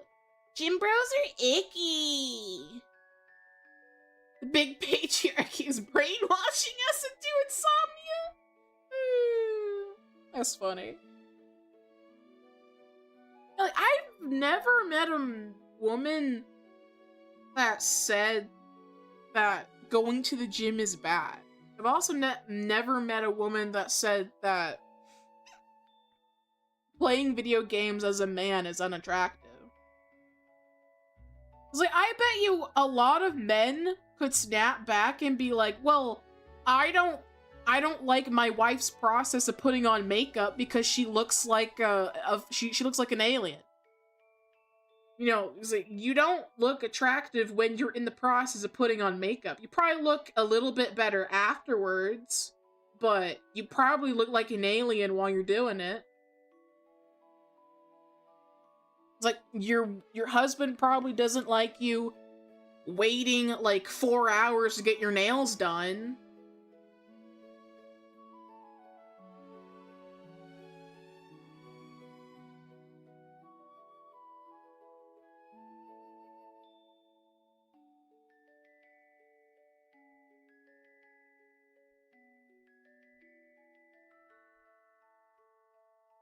It's like, I'm pretty sure a lot of a lot of men in retaliation could snap back and be like, well, you look weird when you put on makeup. I don't like the smell of your farts. And it's like, I'm not attracted to you when you fart. Unless you're like the 5% of men that like farts.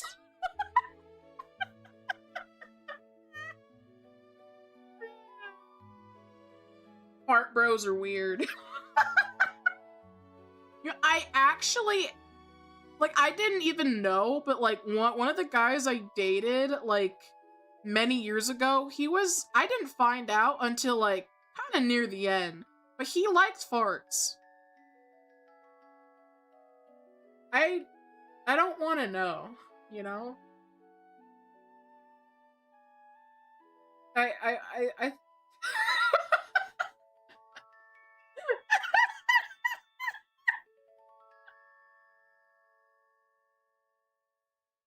It's like, you like what?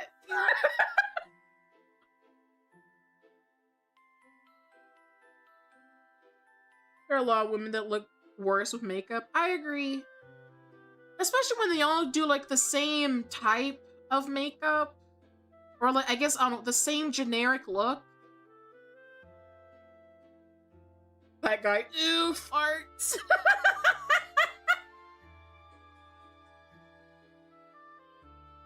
Yeah.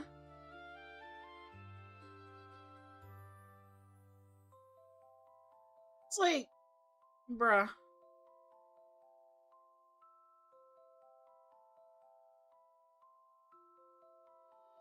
I never got into makeup. I'm honestly really glad I didn't, because makeup is expensive, like, number one. Like, the most I'll use is, like, chapstick, maybe, like, a tinted lip balm or something. Like, I really don't do, like, full-on lipstick. Like, that's, like, the only thing I would probably ever use. That's, like, yeah, that's, like, the only makeup I technically use. It's, like, chapstick, lip gloss, or something. Chapstick isn't makeup, it's medicine. No, because I have a lip balm. I've used lip balms, like, all the time whenever Lion comes over. My lips have a little bit more color.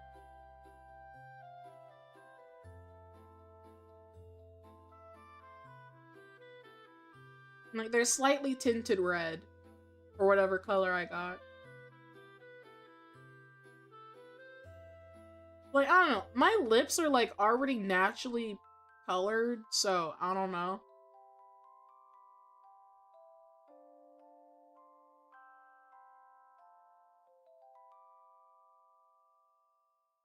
Yeah, that's, like, the only thing I use, besides, like, perfume, which doesn't count as makeup, but it smells good, you know?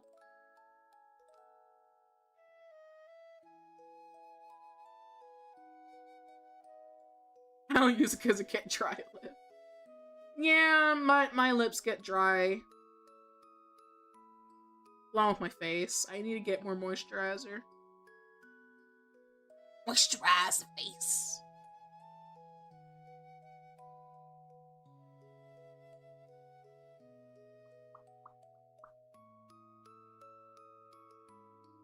Yeah, fucking...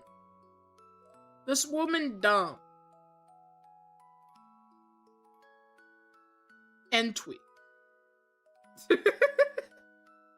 Women are stupid and tweet.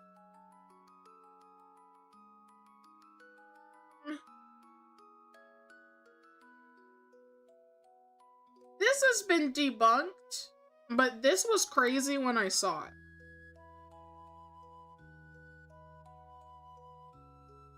This is a fake one, but Norwegian woman has collected nearly 2,000 used condoms since 2010 and displays them on her bedroom wall.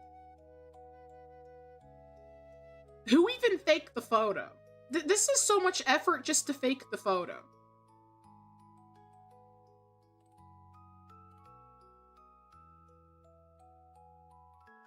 But why?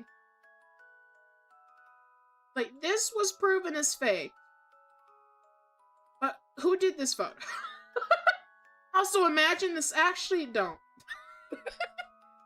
Don't. It must rank.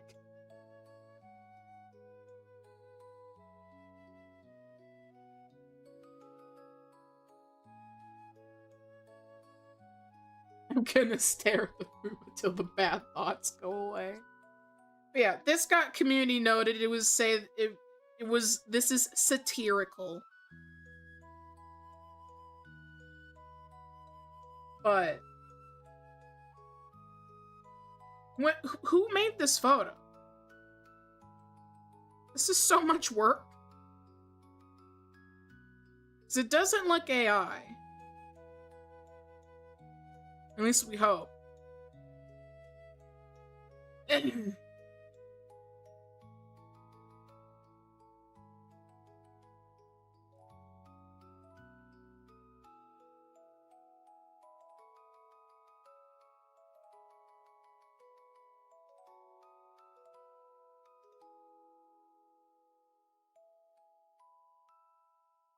And in other Reddit news, we have a woman being a hater.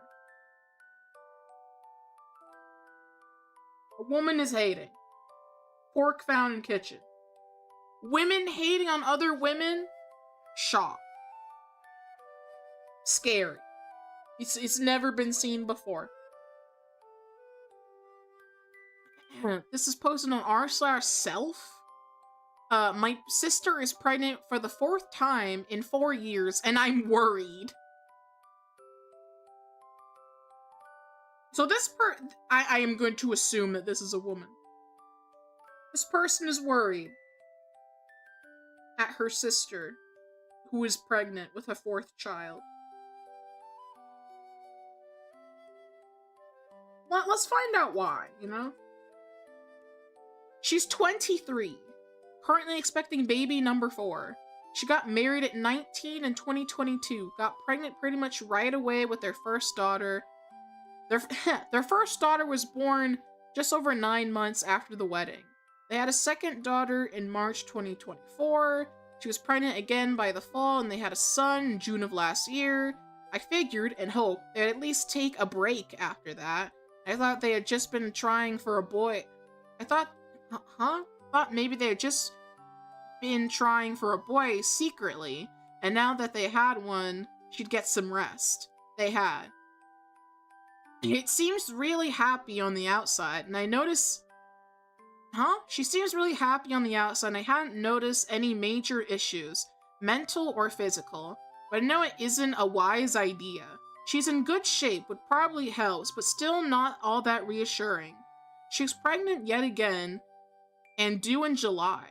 I know it's not my place to bring it up to her, but I've read up on it and read some horror stories about women who've died from having too many children in rapid succession. I'm terrified they're gonna get pregnant yet again after this one, as their track record isn't very encouraging.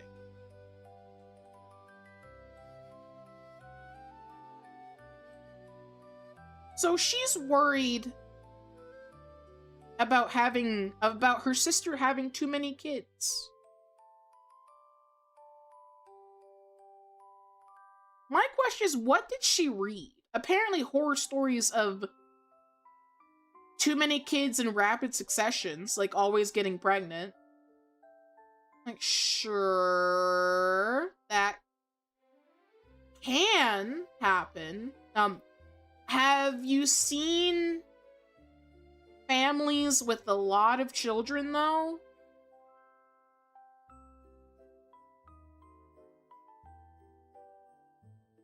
Like,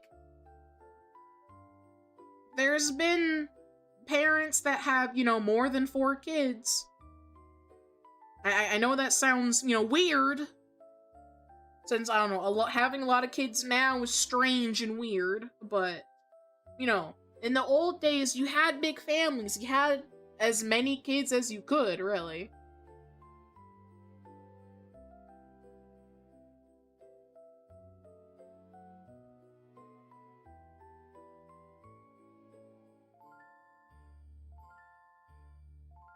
Also, like, you literally point out that she's healthy, so I don't think she's gonna have as many issues compared to maybe someone else who has a lot more issues. Like, of course, things can happen. I see this concern, but you also scared yourself into being worried about that concern.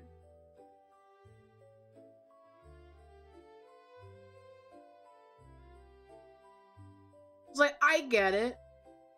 You're worried about, because technically, I forget.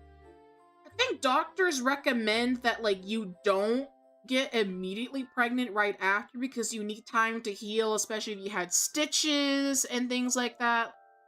Like, they suggest, what was it, like a year at the minimum of healing, maybe 2? It's like, I kinda get it, but if she's already had, like, 3 prior,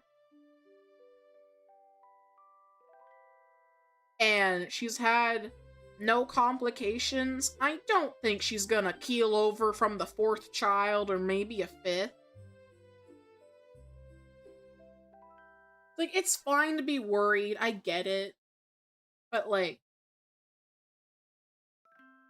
I hope you're not trying to convince her to stop having kids. It's like, if she is cleared medically, she's able to do what she wants. If she wants more kids, they're gonna have more kids.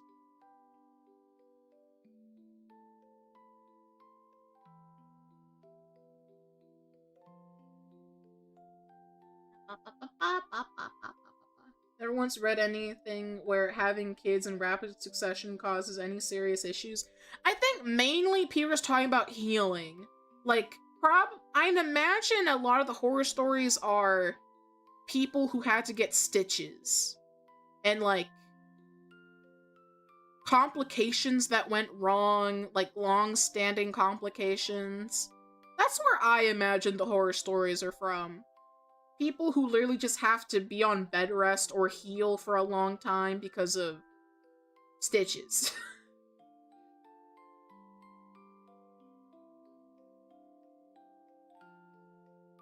Democrat voters. That was funny, I'm sorry.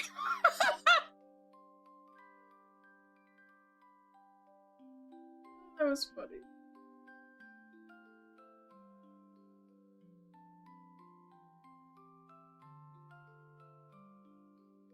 Yeah, no, Lizzie, I would trust in the partnership that you have. I would just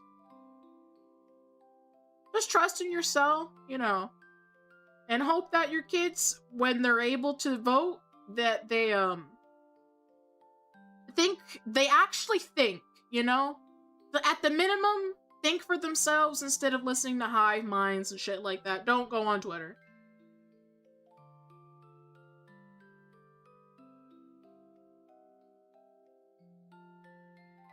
Probably more like she wants them to wait longer than 6 weeks to get their new baby cooking. Your body needs to rest. Absolutely, your body needs to rest. But, like, if she's cleared, I don't see why not.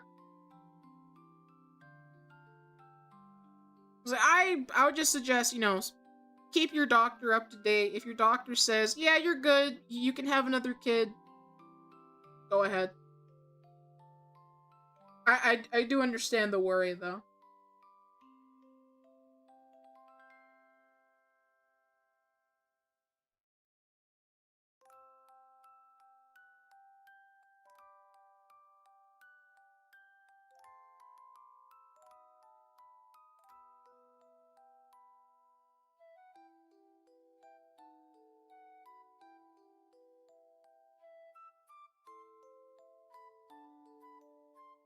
Oh, yeah. Apparently, this was a thing. This was a kind of a hot topic. It is very unfortunate, but I got mixed thoughts. This was once on a World Star Hip Hop.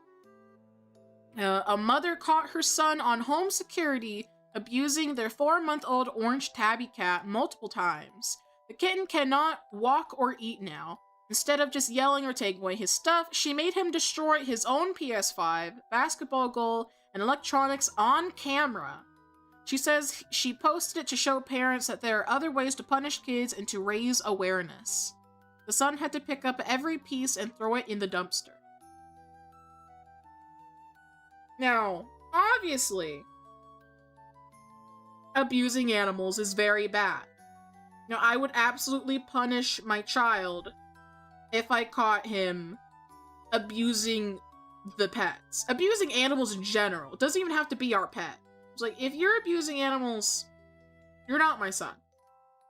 At the same time, what is the exact lesson you're teaching by making him destroy what he wants? It's like making him destroy very expensive property, might I add. It's like, especially the PS5, that's like $500, maybe up to $800 still. You're not getting that back. You paid for it. Why not let other people use it and just ban him from using it for like a really long time? Why make him destroy the property? I don't agree with destroying a child's property as a form of punishment. Like, yes, you should absolutely punish him very severely for abusing animals. I would be absolutely furious. But I would not make my child destroy his, the things he has, because you still have the cat. Unfortunately, I don't know, it sounds, I don't know how it's gonna survive, to be honest. But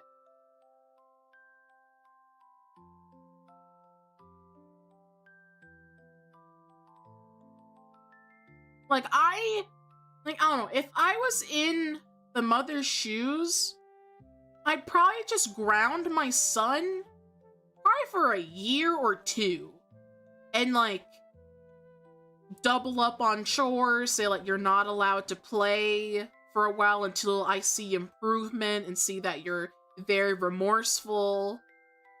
It's but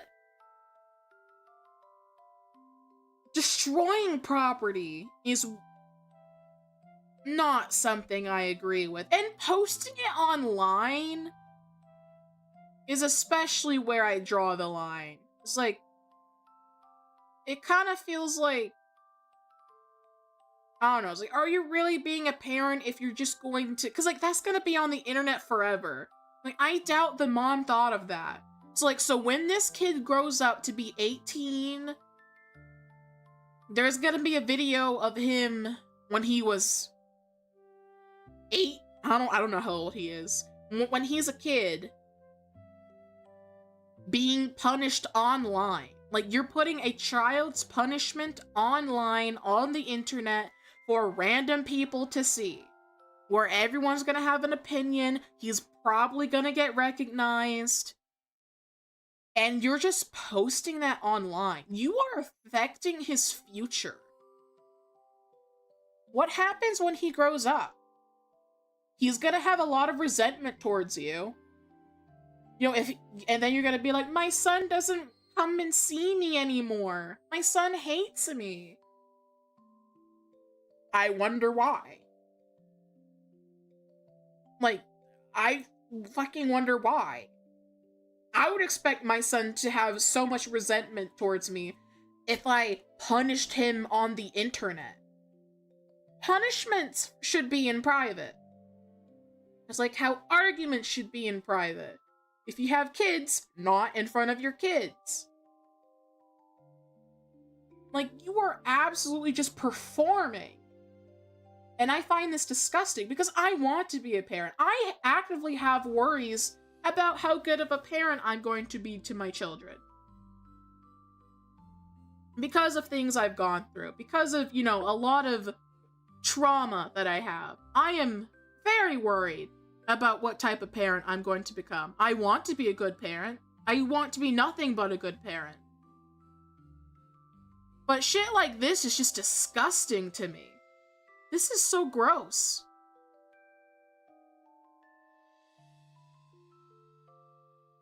If I were the son and, as soon as I get out of the house, I'm never talking to my mom again. I would immediately cut her off, I would never come back. Like, I think I would just be so full of spite. I would never come back.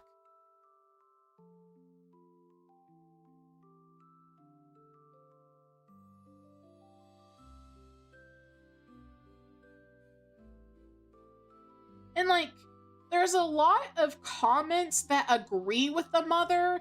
They agree with, I guess, posting it on the internet. I mean, maybe they're not thinking so much into that. But they're agreeing with, like, you know, smashing the PS5, destroying a basketball goal. Bitch, the basketball goal is the house's property? You're gonna get rid of the basketball goal? Like, that's... You're already full of spice, girl. I meant spite. Like, you know, vengeful and hatred, but... Sure, I'm full of spice, yeah. I do love spicy food. It's like... The basketball goal? That seems very unreasonable. Electronics? Like... Did he have a phone? A tablet? Like, just take those things away and... Literally just take them away. And ground him for, like, the next year or so. And then slowly give, like, certain things back when he proves, like, how remorseful he is and, you know, he's not acting up. Like, okay. Like, I get it.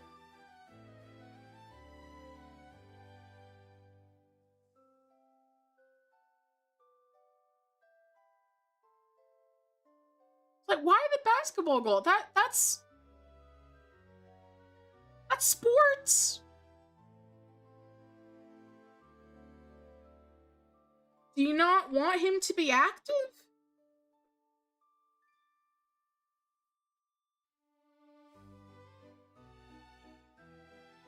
I'd rather have my mom beat me literally blue than break my console.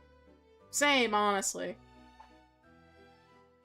And I'm very against corporal punishment, like beatings and spankings and that. I am very against that. It's like, I'd rather take a beating.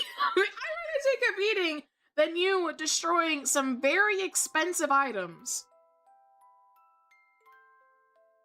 And posting it online. To be like, my son's a piece of shit. So I get it. I'd be very upset. But this is not how you parent.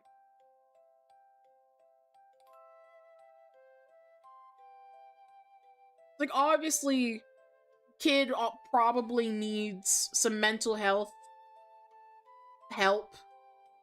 He might need a counselor, maybe a psychiatrist. We'll start with a counselor. Or maybe a therapist. It's like, dude got issues. I'd fix that than record him and force him to smash his stuff. Jokes on you, I meant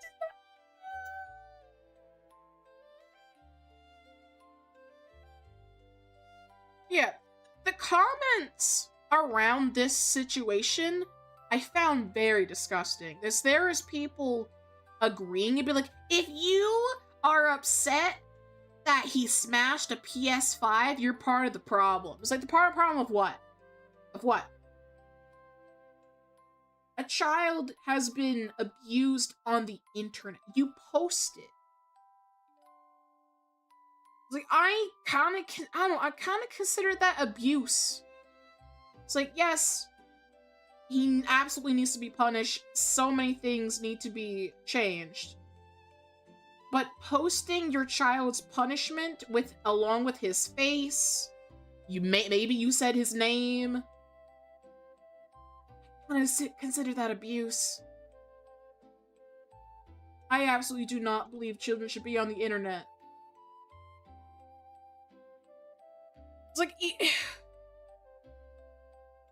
deleting the post now is not gonna make a difference because it's on the internet forever, you know?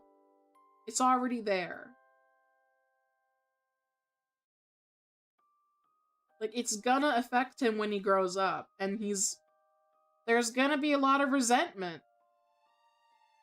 I kind of doubt he's gonna be like, oh, thanks, Mom, for when I was little, you made me smash my PS5, I'm a better person now. I really doubt that.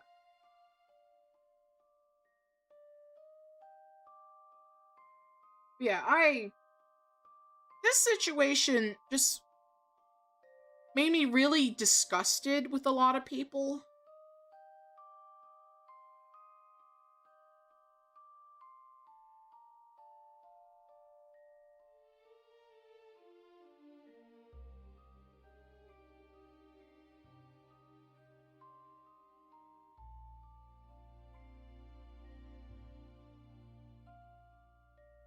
He now hates cats. Yeah. Like, he might grow up to hate cats. He might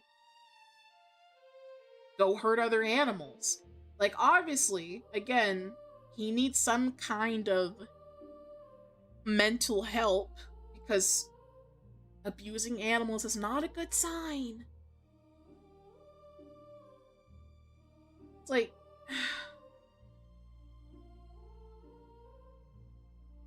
posting his punishment on the internet is definitely not the move I would go for.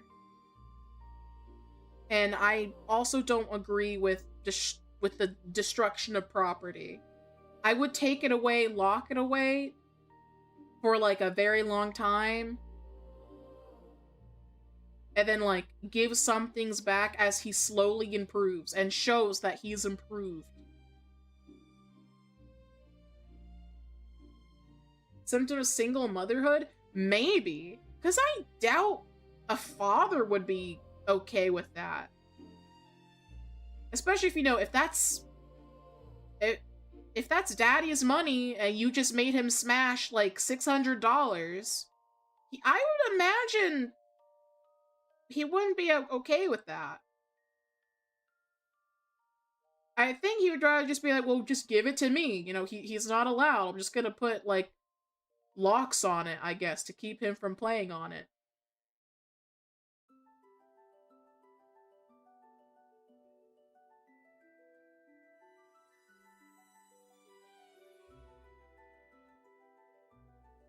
Sounds like not earned money.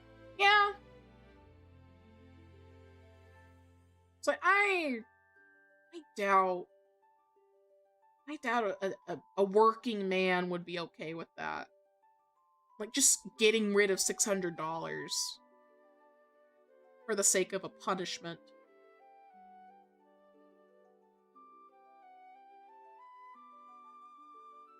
Anyway, here's a palate cleanser. It's gonna be loud.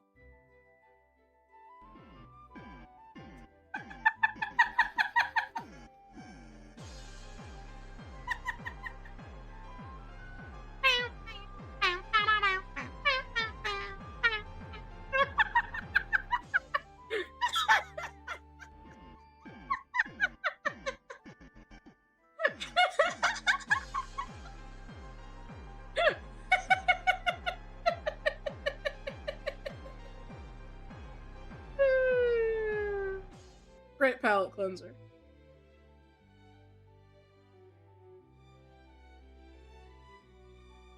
Smug horror mocks me.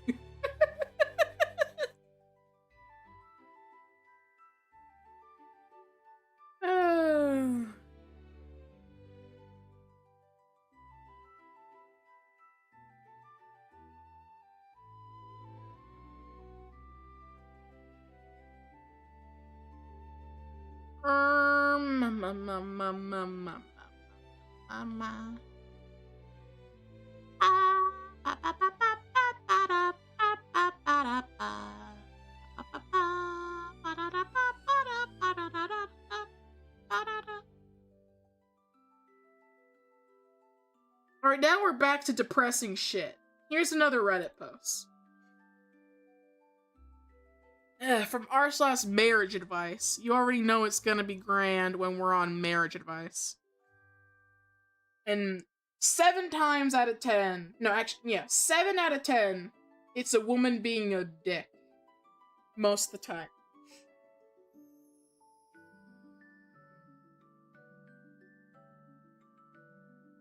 This is a man. He says, I desperately need sex, but my wife refuses to give me anything.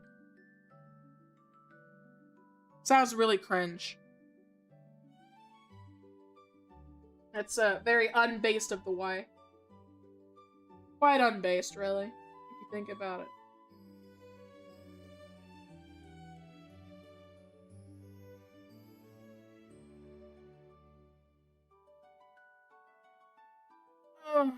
Let's see. Male 32 and female 33. Married for 9 years next month and year. Next month and year. Year after year, the sex dwindled down and became less and less frequent. Haven't had a blowjob in over 6 years. She thinks that's for prostitutes. Doesn't put on lingerie. Literally got a pair of scissors and cut up all my favorite pieces. Bitch. Doesn't wear thongs or anything attractive. Doesn't send me any nudes. Doesn't let me touch or suck on my titties.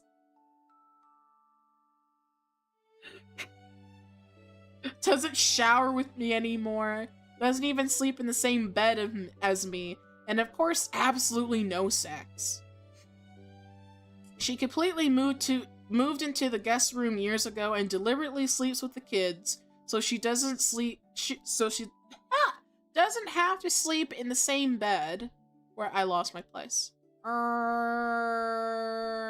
With me. I've asked her 1,000 times in the past few years to have sex only once or twice a week, but she always says no or just ignores me. She has my text messages on Do Not Disturb after 8 p.m., so I'm not sending her any booty call texts from around the house. Oh, across the house. I get home from work at 11 p.m. and I want to get a little action, but she's asleep, so I carry my kids upstairs to their rooms instead and hope she wakes up early for some action. But I've been sleeping alone for years. I don't want to sound creepy. All I wanted to sleep with someone, have sex, and rub on some tits occasionally. I work 3 jobs, pay all the bills, and still do majority of the housework.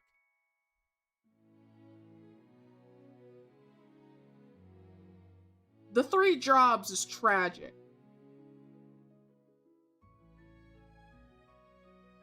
Three jobs, does majority housework. You don't have a wife. You have a babysitter that you don't even sleep with. I don't even know if marriage counseling can fix this one, man. Because, like, we could try and get to the root of why, but, like she said, let's see. Blowjobs are for prostitutes. Cut up all of his favorite pieces of lingerie. So she literally does not want to be attractive to him. She does not want to be attracted. She doesn't want to be attractive to him anymore. So I guess she just wants to not be touched anymore.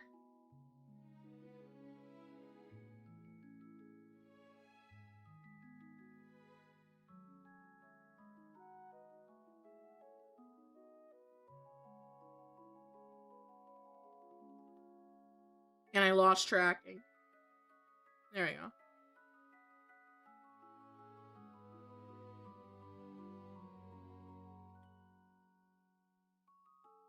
Please let him have it outside. Oh, I doubt she's gonna let him get anything outside. She's probably gonna be like, no. And then, like, continue to deny him, you know, something that he naturally has by being with someone he's attracted to. Someone who he got on one knee, married, is legally tied to. And you're gonna be like, eh. I kind of doubt that counseling would fix this.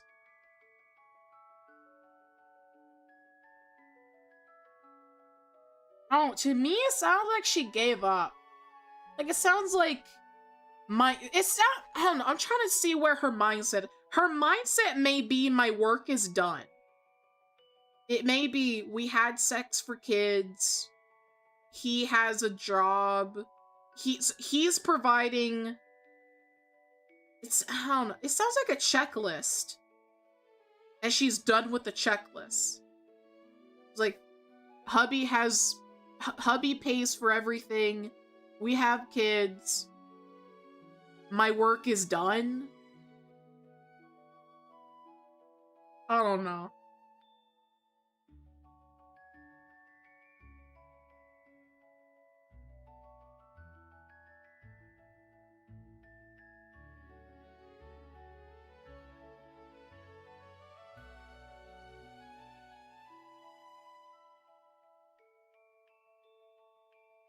I know this marriage is doomed, but you should at least try the counsel for the divorce proceedings.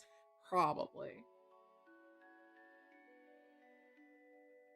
Like, to me, it sounds like she finished the checklist, so she's like, my work here is done, I can wipe my hands clean, I don't have to do anything anymore. Especially if, like, it sounds like she's unemployed, as from the sounds of things. She doesn't have a job. Yeah. He has 3 jobs, pays all the bills, and still does majority of housework. So she's not even doing housework. Like, it's literally just a checklist. Okay, it's like, kids taken care of, bills paid, kids achieved, marriage secured, question mark? But, like, your marriage is falling apart because you have to maintain those things. You can't just achieve them and be like, yeah, it's all good. He's not gonna do anything.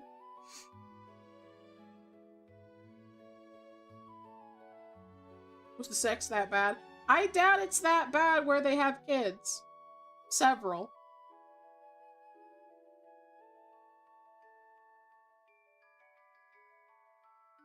I don't know, you probably have to dig into why she essentially gave up. Like, does she not feel attractive anymore? Like, she literally cut up his favorite lingerie, which hurt him. It's like, do you have some sort of resentment towards him for some reason?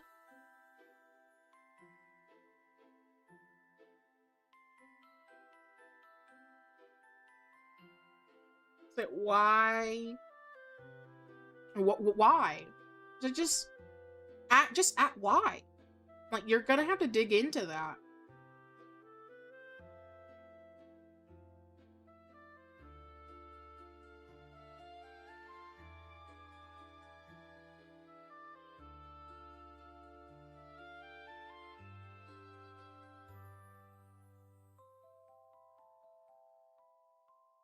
Competitive unemployment.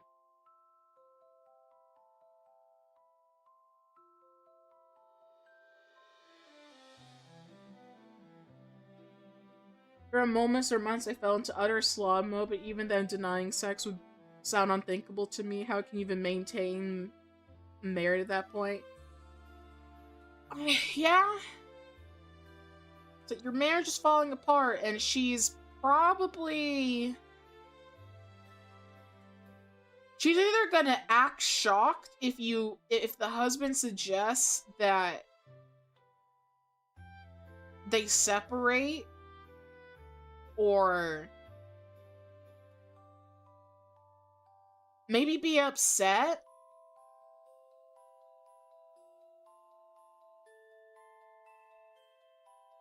But, like, he still wants her. I don't know. Woman's weird.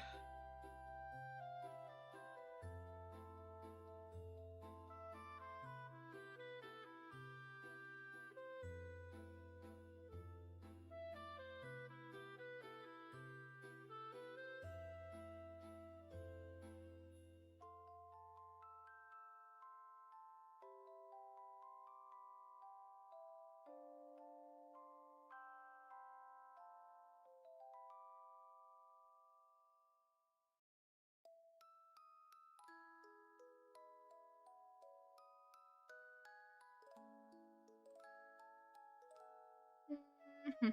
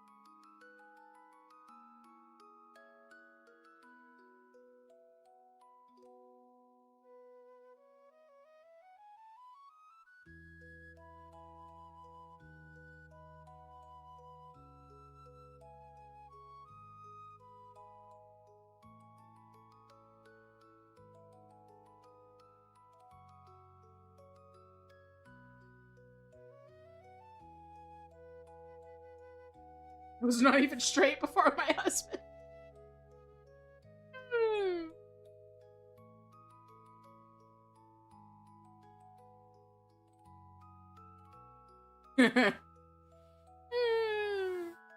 I too have always been bisexual.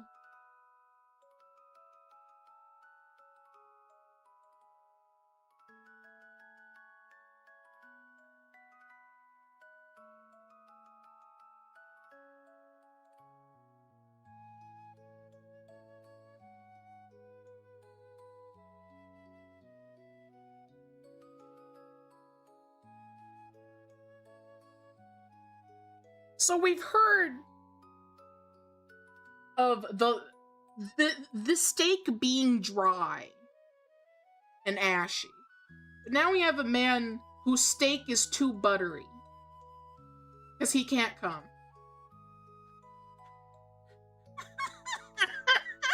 The post really says, girl is too hot and I can't get hard. What to do?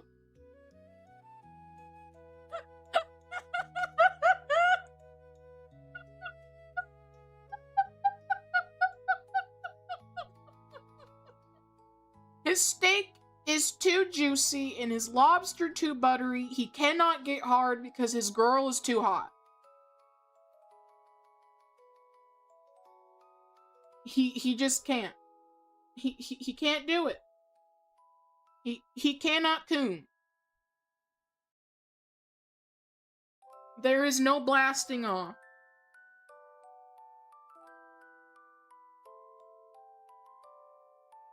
Couldn't finish was the problem. I get it.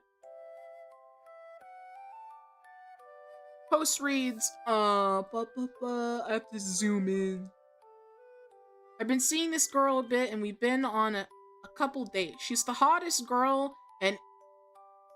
She's the hottest girl I've been with easily, but is almost too hot. I would say 8 or 9 out of 10 for reference. I'm decent looking too, but I'm used to fucking beaters, no cap. Huh? Seeing he's used to jerking off. Huh? Fucking Gen Z lingo. First day I blacked out. Huh? Was almost fucking her with a gummy worm. And eventually finished, but it was definitely mid-tier dick at best. I assume it was the alcohol that made me not get hard. I realize, though, it's because she's too hot and mentally I freeze up. Like, I almost don't want to fuck her because I'm used to fucking whores and not caring about a chick.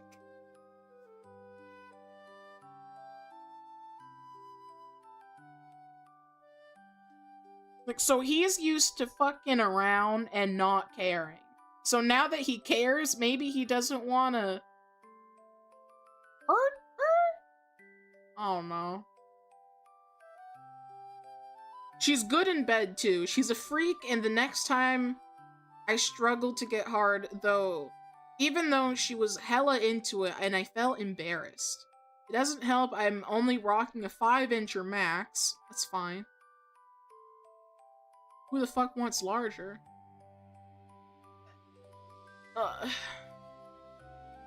At this point, I'm worried since how many times I can give her bad dick and get away with it.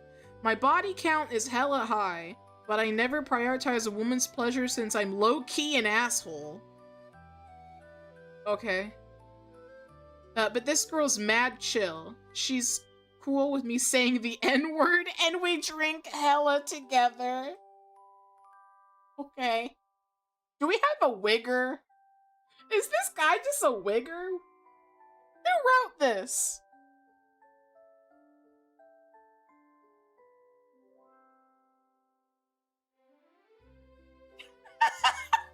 Who wrote this? A wigger?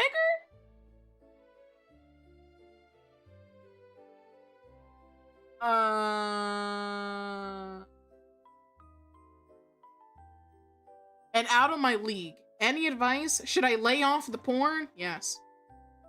Will this go away as I get more comfortable with her? Yes. Should I be more honest with her? Probably. Maybe. Probably. 5 is fine. No, listen, I was referring to the bitches who want, like, 12 inches. That's who I'm referring to.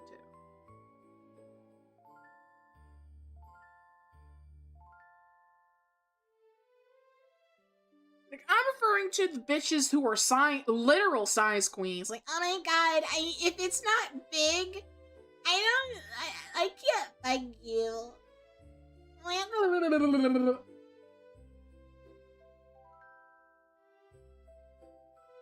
Jorkin has its consequences. It does, yeah.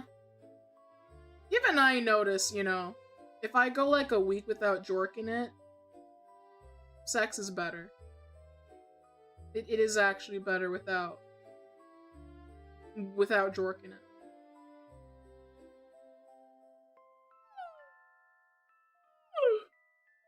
It's like a sensitivity reset, you know? You just have your body reset. 12? These are not. Size queens are cringe. They are. They're really cringe. Like, if it's not 12 inches or bigger, I don't want to fuck you, nibbler.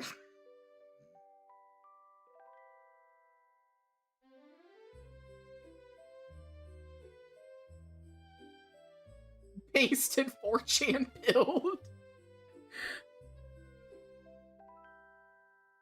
Gabby, what do you mean hear me out? Gabby, are you a size queen?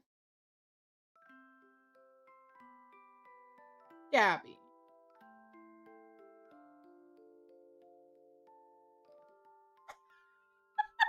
Gabby. You slut! Gabby, you harlot.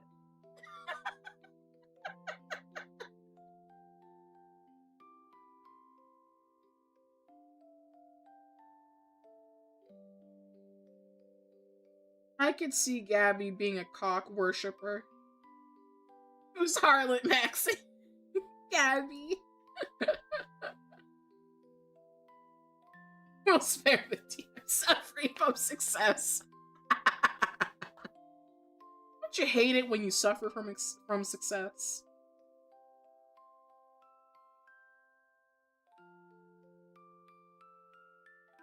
Get more sensitive, you get more active, you get more energy.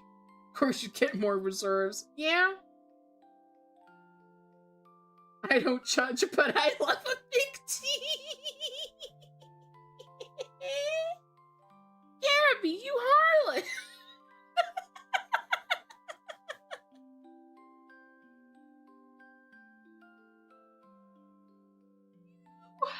Harlot.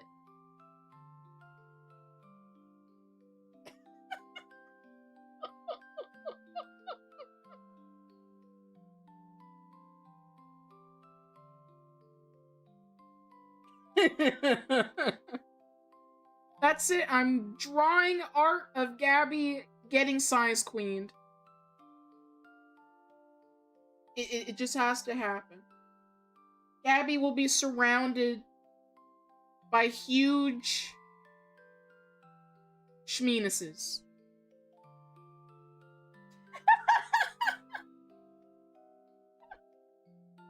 He'll be surrounded by very large schmeenuses. And he will be depicted drooling. Oh, the consequences of my actions.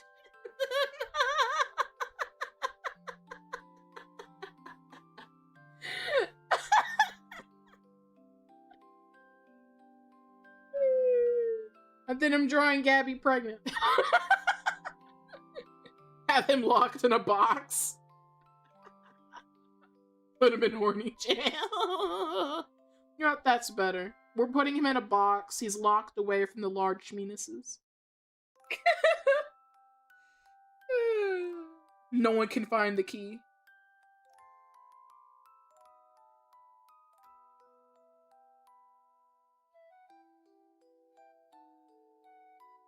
Should have been me, not her. Me. It should have been me, and not him. It's not fair.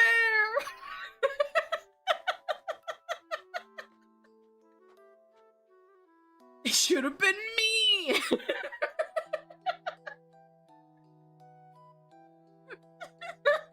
I fucking love that meme. It should have been me, not him. It's not fair.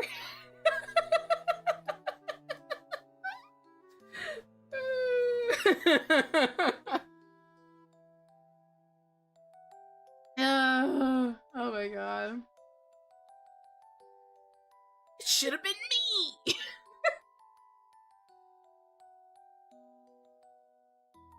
Yeah, good sir, lay off the porn. It's gonna take a little time, you know, don't rush it, but lay off the porn. Look more and more at your girlfriend, be more comfortable with her. You will be able to shoot your rocket. You will absolutely be able to coom. It'll just take time. Don't be nervous. And also don't worry about your performance, because when you start thinking about your performance, you don't coom. And also watch out for medicines you take. If you take, did you know that allergy meds can affect your ability to coom and get hard? Did you know? Now you know.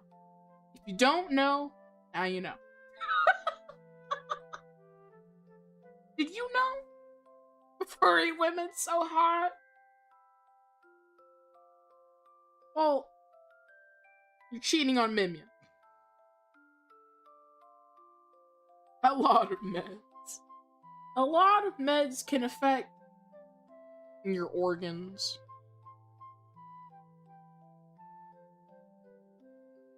What going on? We were reading articles and some twatter bullshit. Antidepressants do it too? Yep. So do anti-anxiety medication? Yeah, I believe so. A lot of things affect your sexual organs. They affect your ability to get aroused, to finish. Some can even affect who you're attracted to. Stress. You know, so many things can affect sex. I think Bolt's behind, but no one tell him it's always funny.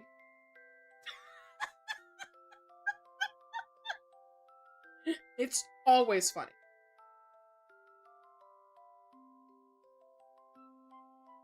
Anything about the plague ship? Oh yeah, apparently there's a new outbreak, a new disease? Question mark?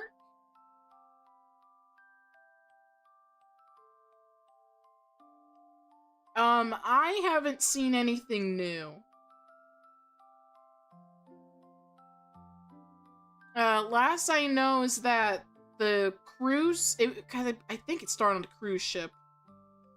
The cruise ship was docked in Spain, and then I don't know why they're letting people go back to their original countries. It's like, nah, keep them niggas in a isolated room. Keep them away. Keep them away from me?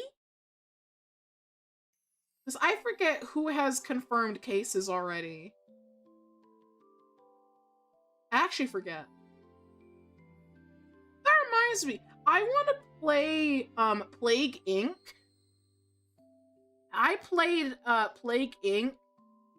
as a kid. I actually found it like really entertaining. Like, I don't know, I always found it educational.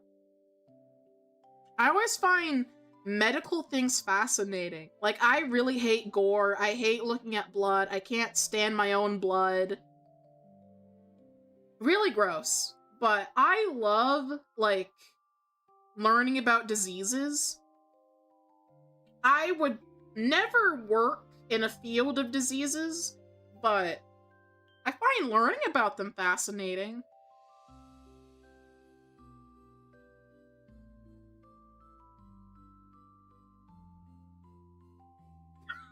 No, the rats! No, not the rats!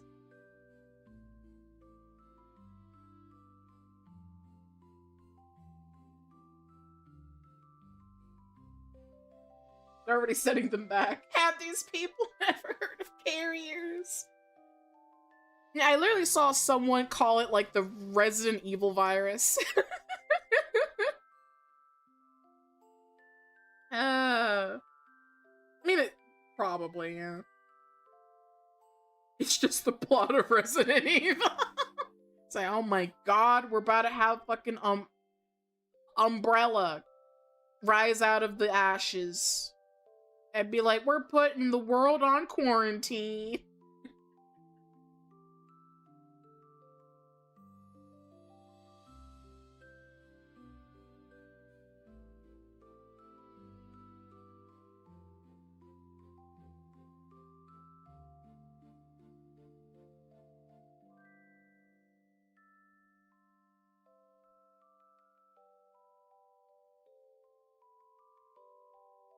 Be another chill game? Maybe. I absolutely loved Quarantine Zone. That was really fun. Let me see. I believe I have Plague Inc. I mean, I'm gonna make sure. I'm pretty sure I have it. When did I get it? 2023. Yeah. I got Plague Inc. Okay. Aliens and anti-vaxxers. There's a new update. Is there DLC? Oh god, there's DLC. The Cure. Soundtrack. $12 for DLC, not bad.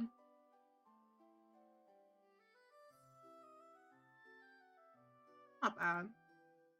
I'll stick to the original, though, for now. Go eat something!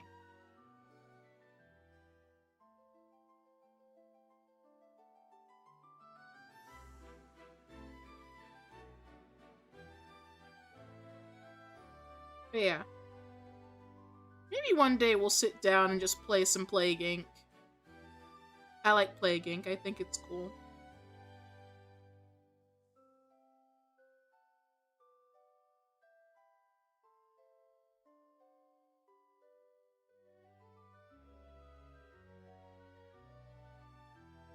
What do I want to round off on?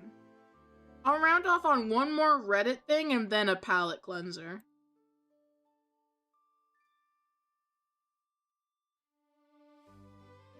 Alright, this is also from Am I the Asshole? Am I the Arsehole? It says, am I the asshole for not forcing my daughter to throw away her late mom's picture just because my wife wants her to? No. Your new wife is a bitch.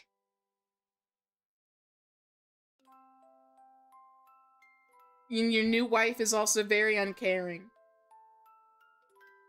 And a bitch. Did I remind you that she's a bitch? You're gonna buy the new Steam controller? Probably not. 1, I'm broke. 2, I don't need a new controller right now.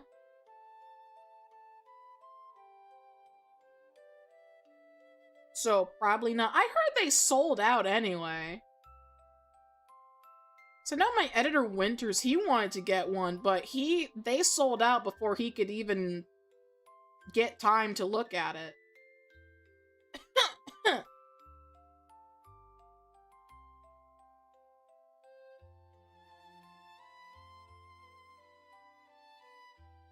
Let's see.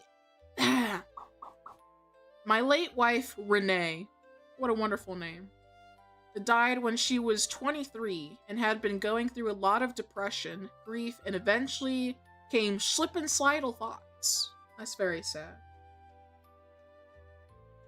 Even though we were married even though we were married and we had a baby, she still wasn't happy. Our baby girl, and Jordan, 13, was only 3 when she passed. Years later, I met my now wife, Gemma.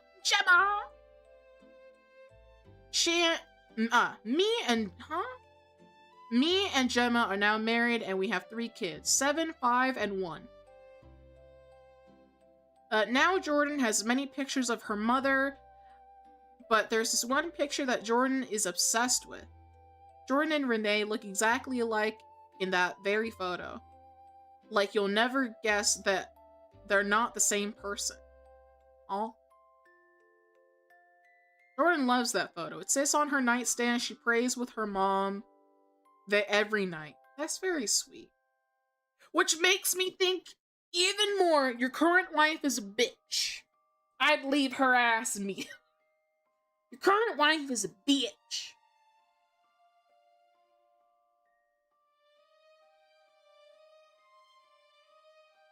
This is the photo my wife wants me to make her throw away. Your wife sucks. And should jump. Gemma has never really been in Jordan's room long enough to notice certain things in her room. Jordan is very introverted, calm, quiet kid. She likes her privacy and she's a good kid. Gemma went in Jordan's room to help her set up her new TV. She noticed the picture on the nightstand. I was there as well, putting together a new dresser. Gemma asked Jordan where she get that photo. Like, who took that photo? She thought it was Jordan. I feel like there has to be more, right? Okay, there's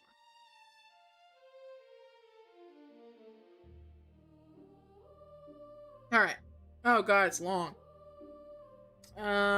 She told her it's her mom, not her. Gemma immediately changed her face like it was stuck up or snotty. I didn't say anything because as long as she didn't say anything out of pocket, then I'm fine. Also, I didn't know if that was to Jordan, the picture, or something else she had in her mind. My 5 and 3-year-old asked, how is that your mommy if this is mommy? They don't exactly know that Gemma isn't Jordan's biological mother. Jordan said, your mommy isn't my mommy. My mommy passed away a long time ago. Then asked if they had separated mommies. I told them before I met their mom I was married to Jordan's mom. After dinner, Gemma said, maybe we should throw the picture away. I asked what picture, and she said the one on her nightstand. I immediately said no. She said she didn't want the kids to get confused again and start asking questions because at this point in time, she, Gemma, is Jordan's real mom. No, you're not. No. It's like you're not going to be the overzealous stepmom. Fuck you. I said I will not throw that picture away. That was it. About 2 days later, Jordan comes to my office crying. She asked me to throw all of Renee's pictures away. I said no. She said Gemma said I was going to. According to Jordan, Gemma told her while they were fixing lunch that me and Gemma were planning on throwing away pictures of her mom because she didn't want the boys to get confused anymore, that Gemma was technically her real mom.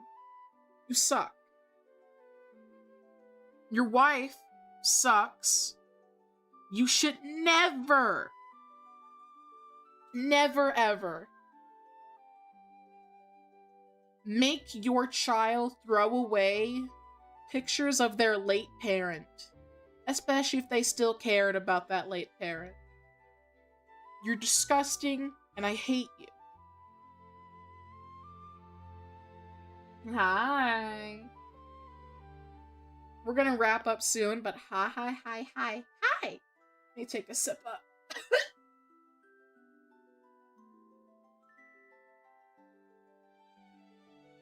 Yeah, the stepmom fucking sucks. I need her to jump. Jump with rage. Because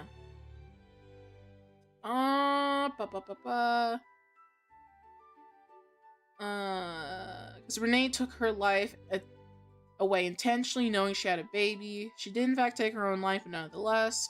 This is what Jordan told me, Gemma said. Jordan kept asking if it was true. She took her life. It's like, Jesus. That's especially a big no when the mom took her life. It's like, you're gonna be like, hey, sweetie, I'm your new mommy now. I'm gonna throw away all the stuff of your mom because she didn't want to be your mom anymore. And I'm your real mommy now. It's like, no, you're not. You'll never be my mom. Fuck you. I would absolutely just fucking flip out if I had that done to me. That's disgusting.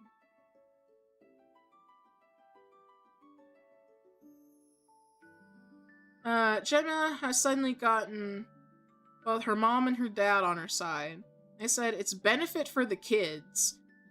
Gemma takes care of Jordan, not your ex.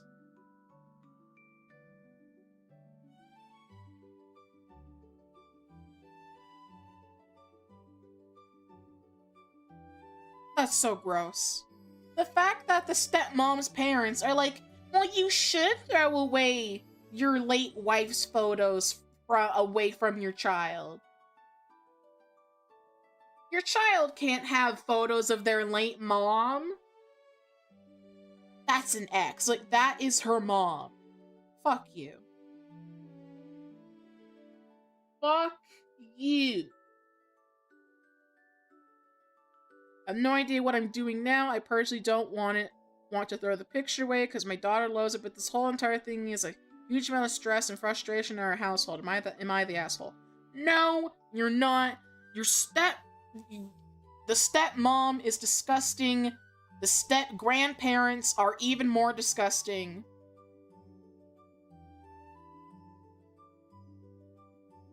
Ugh.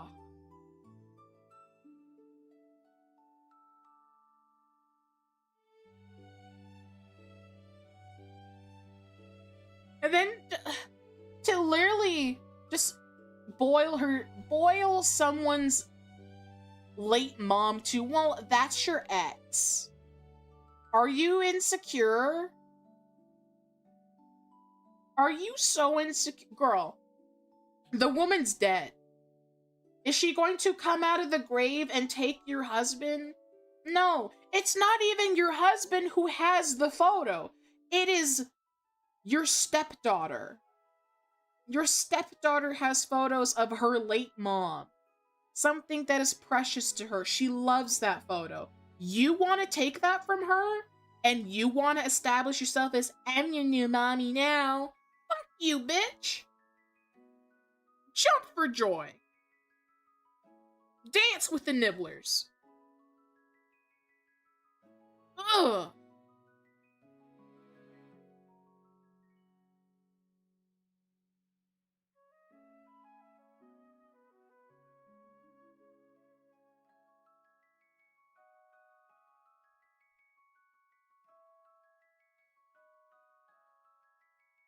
Disgusting.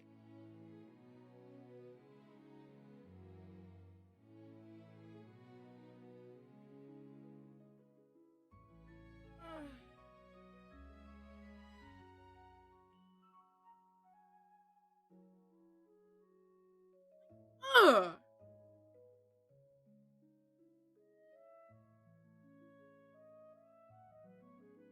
Like, sir, you probably need to divorce your new wife.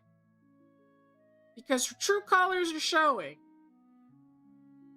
Especially, this is not how you're going to establish any maternal relationship with a stepchild.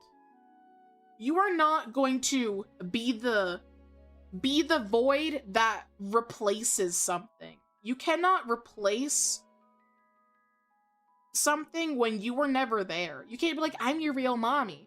No, you're not. You never will be. And if you can't accept that, you should have never agreed to marry this man who has a child outside of you.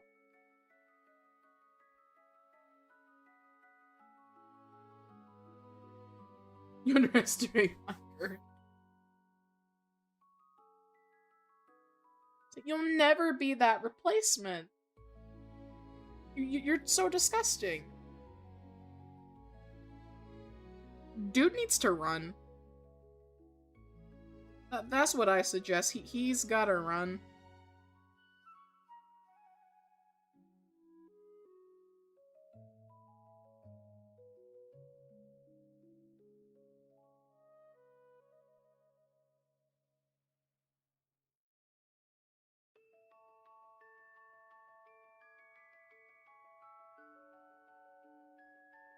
Let's see, I'm gonna look more.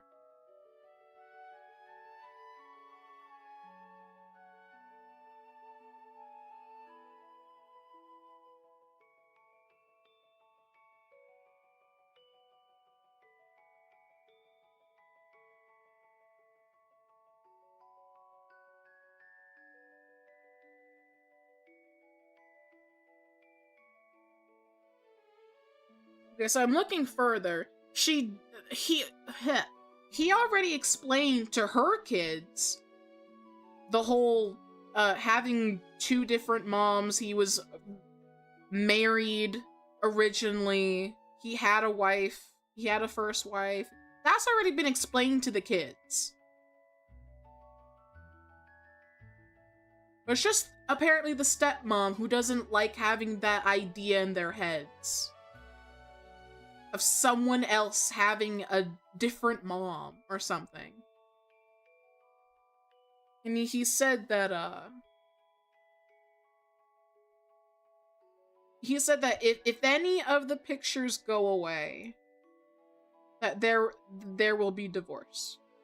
That's very good. I would absolutely agree.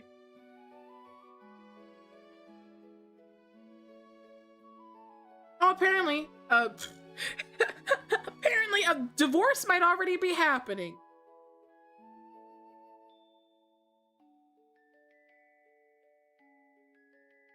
What happened? We just read a Reddit post of, the stepmom wants to throw away pictures of this guy's late wife, but it's not even really him that has the photos. It's his daughter that he had with the late mom. She wants to throw it away because she's insecure and she wants to be the real mom. And according to some updates, he's leaving. So it sounds like she tried to throw away some photos because she's insecure of a dead woman. Like, can we think about that as well? She's insecure of a dead woman. A woman who's no longer on this earth. She was insecure with her stepdaughter having photos of her biological mother, who she had a connection with. How can I compete with a dead woman? Like, she is insecure with a dead woman.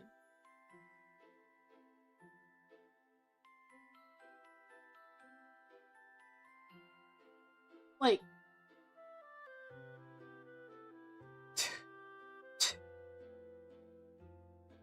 and because she didn't want her children to be so confused by, oh, well, why does this child have a different mommy?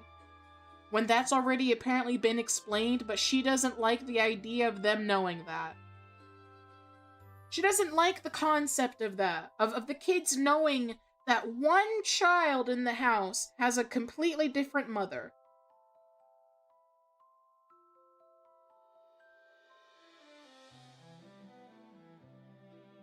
Disgusting.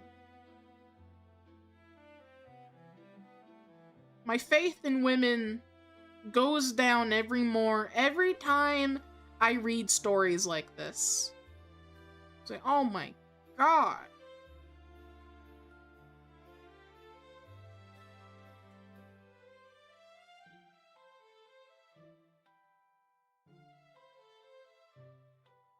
You were disgusting.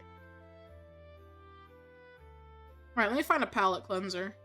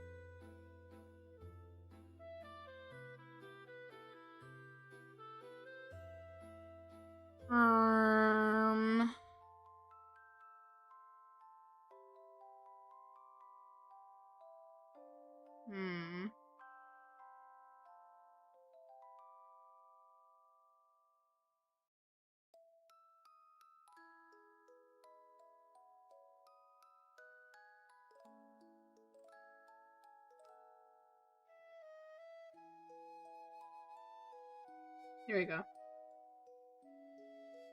Have a kitten being burped. And walking. Look at that little guy. He's a little scrungle.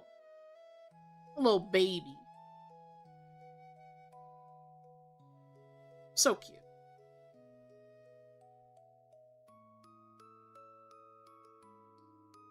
A little baby.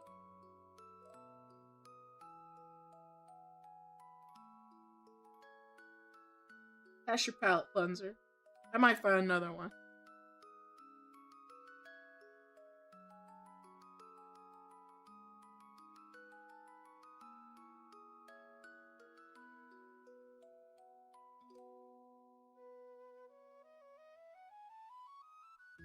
Here you go.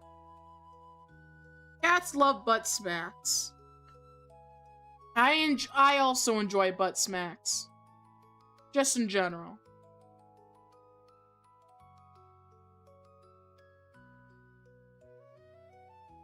They love the booty. They love the booty smack. Italian. They love the smack of the butt. A smack of the butt. They love it. I also enjoy a butt smack.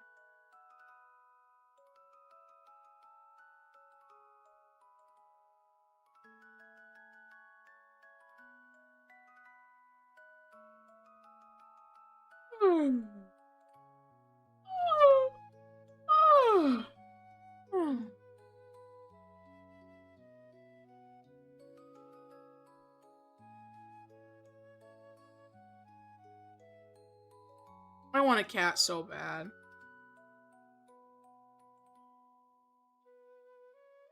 Kitties are so cute. While doing biscuits? While doing biscuits? It's just getting your butt smacked while doing air biscuits. That's really funny.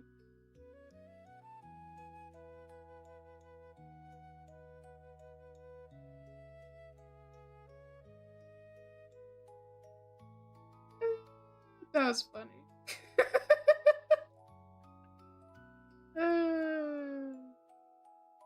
There you go. There you go, chat.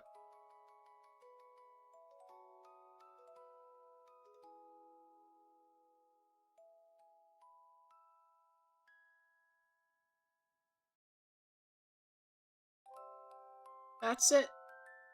That's all we got. We got through another YappitHole! And that's not even all the Reddit stuff I have. I forgot that my Twitter bookmarks run pretty deep. I wish I had access to folders so I could actually categorize this stuff. But I have so much more Reddit stuff. I have so much more Reddit stuff. I still have some articles that we can read. But we'll save that for next week. We'll save it for next week.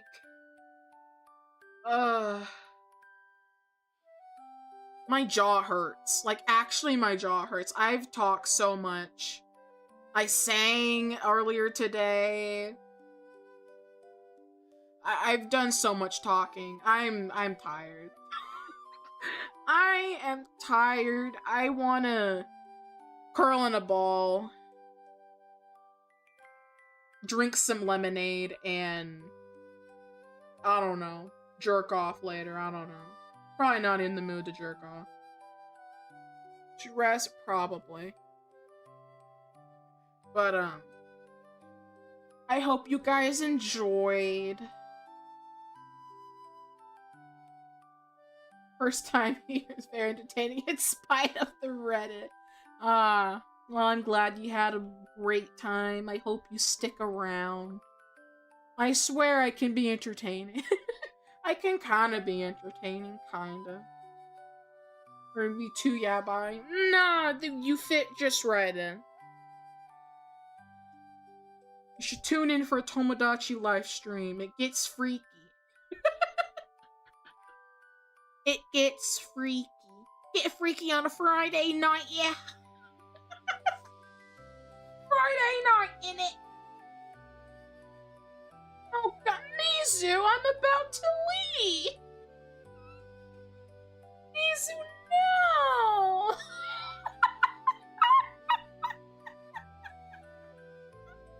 We're about to go! I'm yapped by the... Stay because Mizu's here!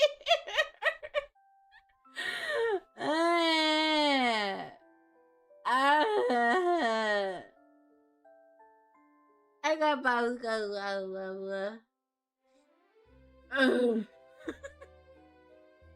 Hi chat. Hi Raiders. Hi Muse. If you don't know me, my name's Dama. I'm a Nephilim VTuber. I read articles, I play video games, and I hate women. I hate a lot of modern women. If that suits your fancy, feel free to stay. We were just at the finish line. I also read Morning Glory. Every Tuesday I read Morning Glory Milking Farm with best little sister Shiroi because chat paid for it and they hate me. We're still not done. Shut up, nerdy. Shut up, nerdy. You paid for it, you sick bastard. We've missed the past 2 weeks of book reading because Shiroi has been sick. But, I believe next week we'll be reading. I will double check with Shiroi this weekend. We love you in a very sadistic way. We hurt you because we love you. Oh. Thanks, mommy.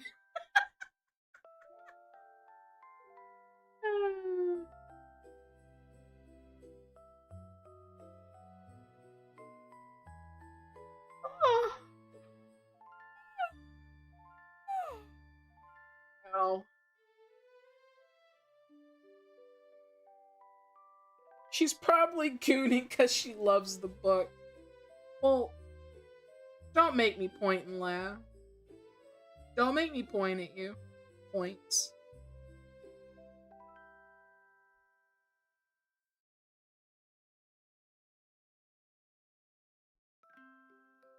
Who's messaging me and why?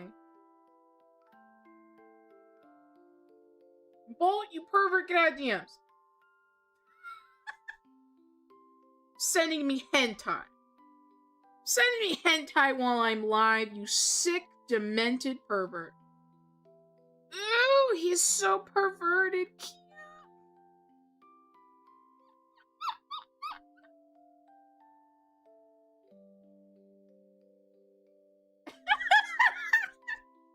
Sending me hentai while I'm live. Disgusting. Ugh. You find Minotaurs sexy, must remind you they're half cow, half Greek. I do not find the Minotaurs sexy. Neither of us do. I don't think anyone does. We're reading the book because chat hates us. They want to torture us. I do not like the book. The book mind breaks me every time I read it because I don't like looking at it. It's disgusting that women find that attractive. They find this book great. The money doesn't even feel worth it anymore. I can't whore myself out for money.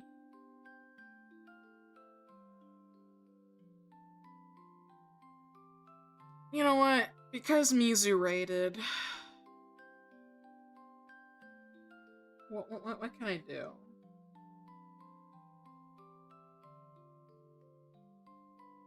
What can I do?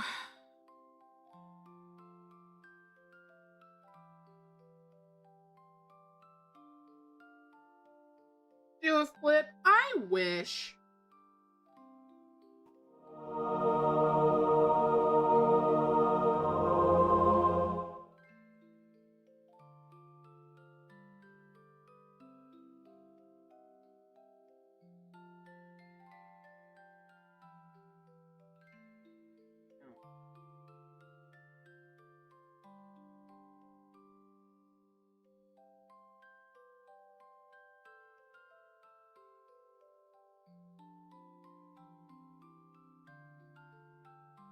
Hold on.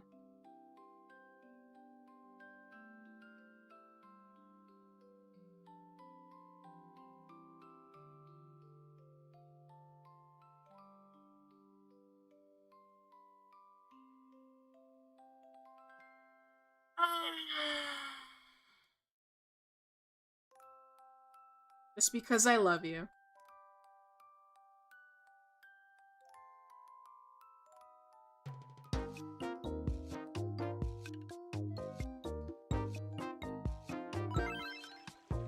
Welcome back. Welcome in.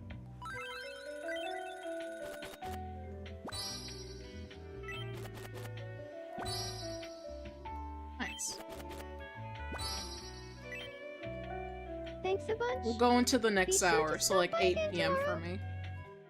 So we get like 30-something minutes of Tomodachi Life. Not making any new me's, we're just gonna check up on people. See how they're doing. I'm gonna check in on me. Oh lord. Baby. Stop singing! Stop that singing now!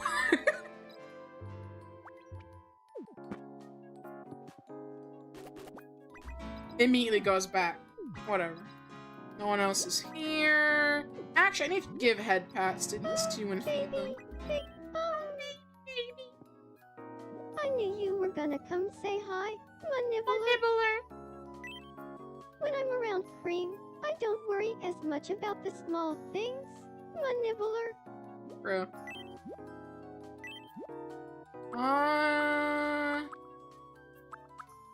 Fucking hash brown's so good right now. Have a hash brown.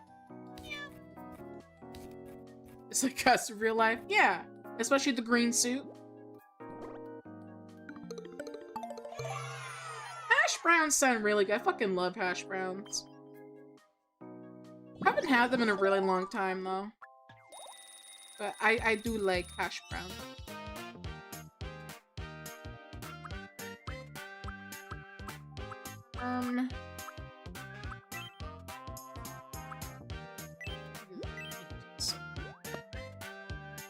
Maybe one day I'll get back into my watercolors. I have a whole bunch of like art supplies, watercolors. I used to be a lot into physical media of art. Maybe one day I'll go back, but not right now. Hash browns I had were soggy. Ooh, that's gross. They gotta be good, nice, and crispy. Alright, come here, buddy. Hey, good evening. My vision, my nibbler. Teehee. I think Oreo had fun hanging out. I knew talking about a cancer stick would do the trick. Let me give you cheese. White boy loves cheese. Yum. It's looking good. He's so gay. He poses so fruity.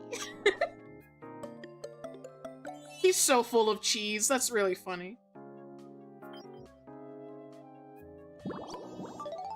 Oh god, I love it. Zesty! Zesty! You can give a new outfit. Do I have any?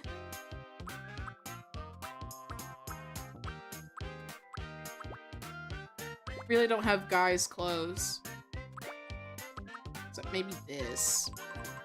I don't think he'd wear that. Give him a tree. Give him this. I really don't have any clothing for men. I really don't. I'll skip on the clothing for now. Give him a coat.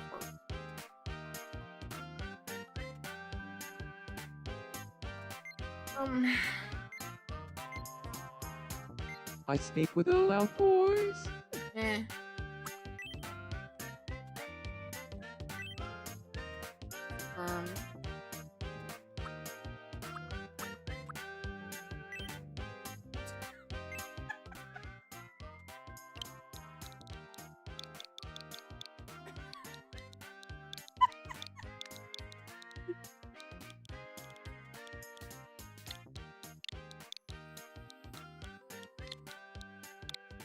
Ooh, brown women. Ooh, brown women. Ooh, brown women. Ooh. Ooh.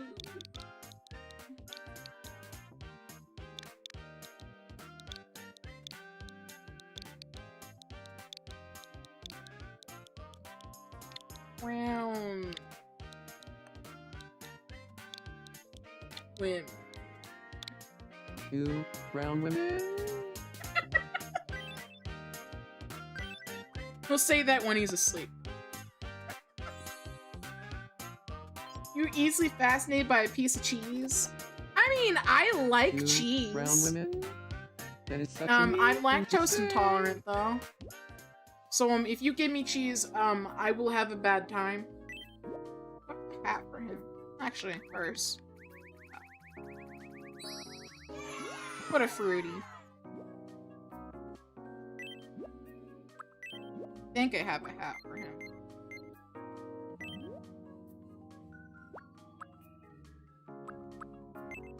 Alright. I'm gonna make him a little dandelion. It's what he wants. Of course he loves it. Of course.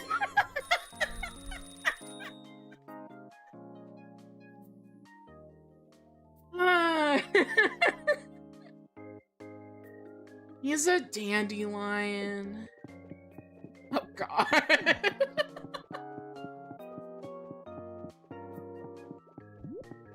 Where is he going? I don't know. Go over here.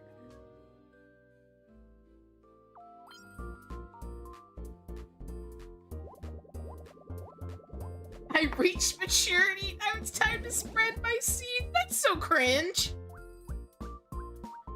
That's really cringe. He bloomed. He blossomed.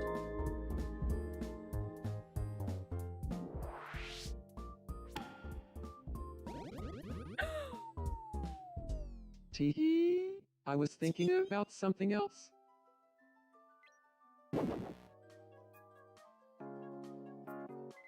So, my nigga, my invitation didn't work, my nibbler. Obviously. So mean. Or he can just... What? Why is he like... Girl! I Okay. swear I heard the water running in here. Maybe I just really need to go. Whatever. We have Bolt. Hey, Oni-sama. Uo, honey, hanging out Whoa, with Lumi is honey. always a good time. I could talk to her all day.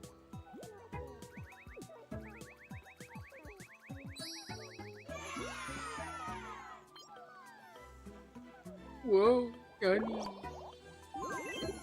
You can have... Oh, damn. I'm out of cheese on toast. I mean, beans on toast. Oh, cheese toast is really good. I'm getting you more beans on Welcome. toast. Thank you very much. How's this channel monetized? There you go. Yum.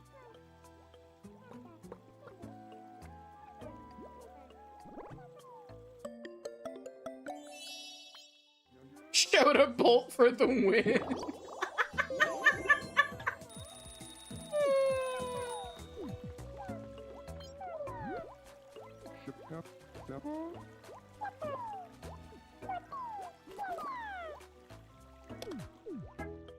It's on toast. Aw, Gabby wants something. Do you have a sec? What? Could you take a photo for me? I'm thinking something cute. I'll leave it to you to pick a spot that fits the vibe. Sure thing. Then let's find a spot for the photo shoot. Anything for little Gabby.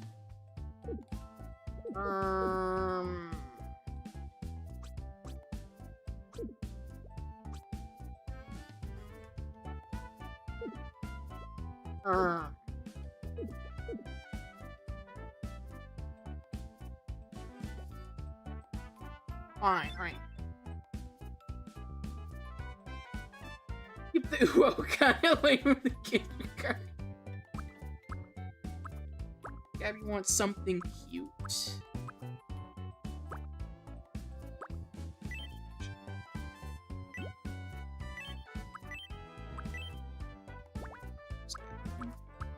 Kendra.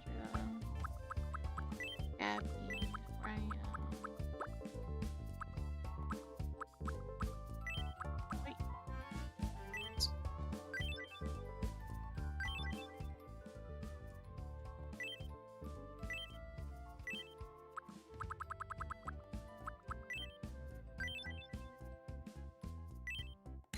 There you go.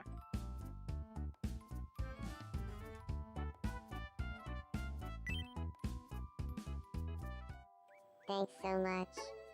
It turned out different from what I imagined. I but did it's still a nothing good wrong. photo.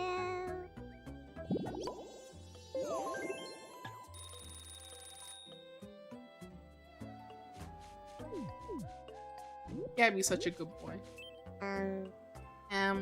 Something on your mind? Good Gabby. Might change his hair. Kinda has a bit of a 5 head. Everyone always thinks I'm younger than I really am. True. I actually didn't know how old Gabby was.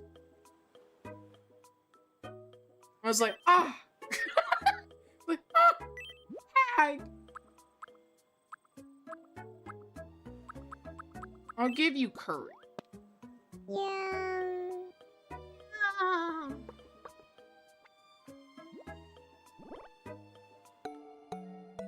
Only liked it. Fucking bitch.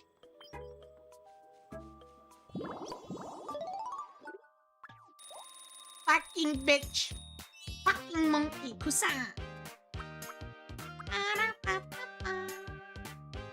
Sadly getting close to twink death. No, Gabby's twink is eternal.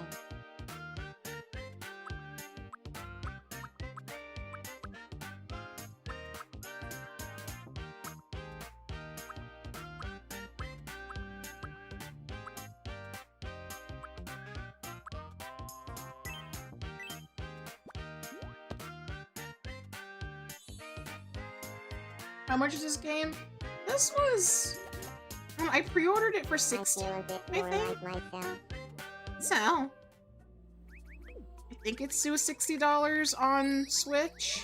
I think. I don't remember.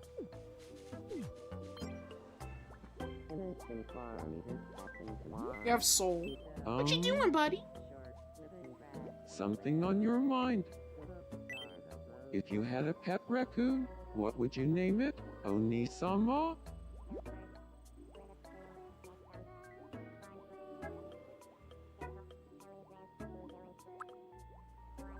I had a pet raccoon.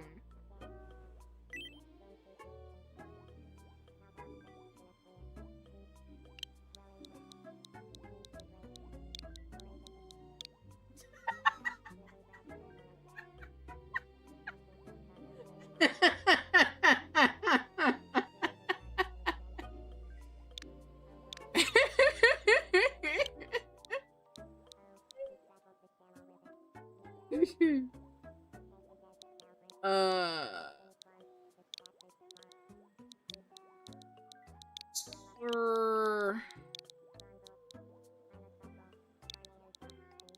Nibbles. I'd name it Sir Nibbles. Sir Nibbles? Sir Nibbles is the perfect name.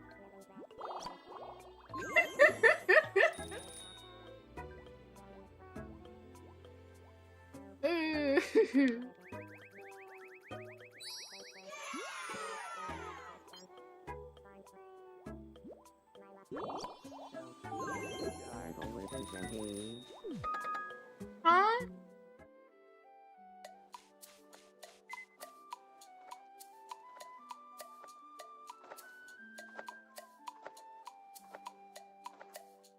Okay.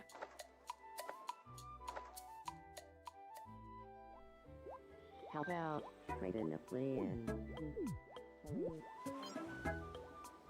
Lumi needs company. Where's your husband? Huh. I'm feeling a bit down. Are you down? I was talking to Kendra, but the convo got real boring real quick. Poor baby. Turn that crown upside down.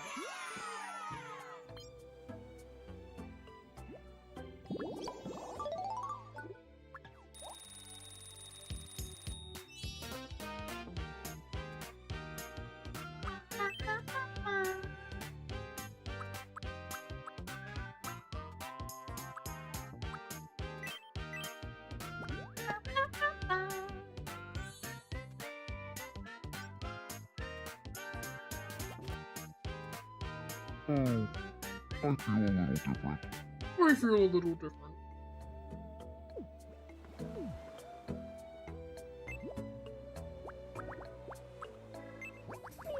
feel a little different. Oh, I could go for some cake. Why is Mania sighing? I'm What? trying to actually sigh. You Hi. always start saying sigh when you have yam yam on your mind. You always say sign when you have yam yam on the mind. I doubt it. Who's to say? Who's to say? Satoru is kind of like, I don't know what, but you know, right? So true. Totally. I get it. I get it.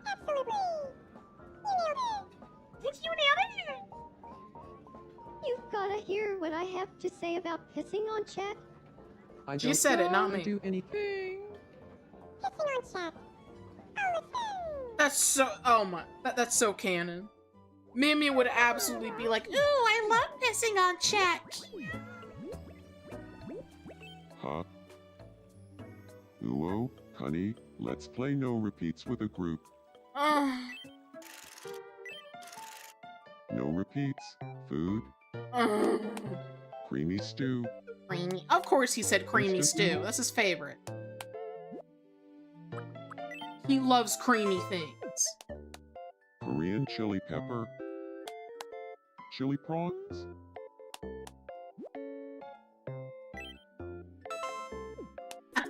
Creamy stew. Creamy stew with a You repeat. dumb bitch, he loves creamy things! I knew it!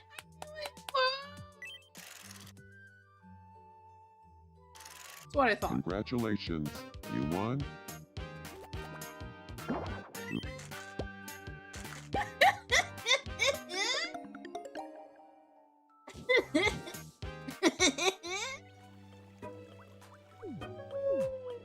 That's funny. So many people have issues. Farmer Jack has an issue. Why are you upset? Hello. What's up? It's like getting help. No. Oh, I want your money, though. Give me your piss! Damn it.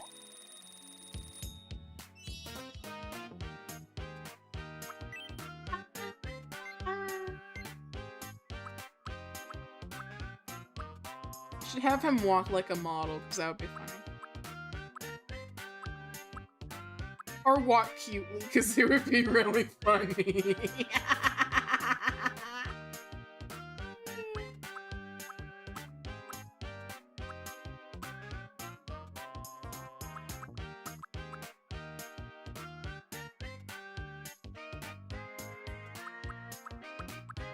You'll probably want this one.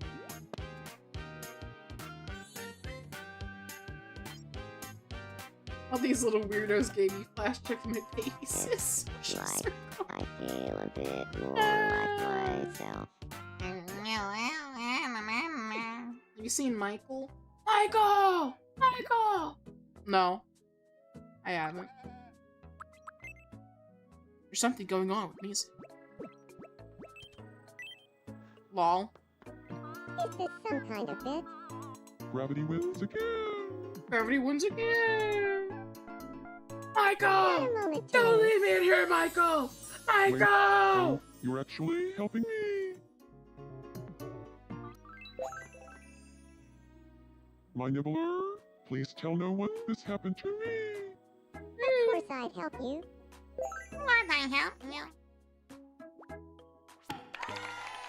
Yay.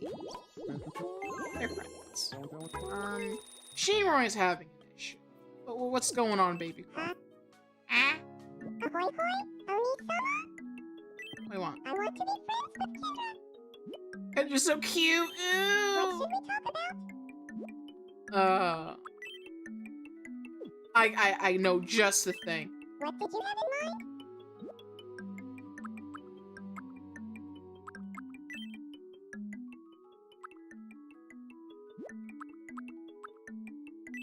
What did you...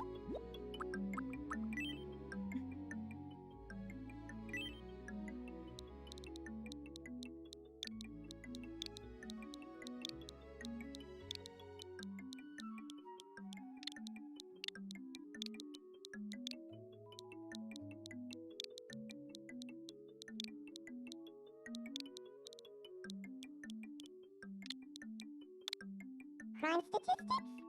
That's so based. Got it. I'll go talk to her about crime statistics. Next one we're adding is per capita. Good evening, Kendra. Oh, she's so cute! Do you feel like talking about crime statistics? Seriously? My brain keeps shouting crime statistics. Crime statistics? Crime statistics too. It can't be a coincidence. Let's be friends. Let's be friends. Despite only being 13% of the population. She right now!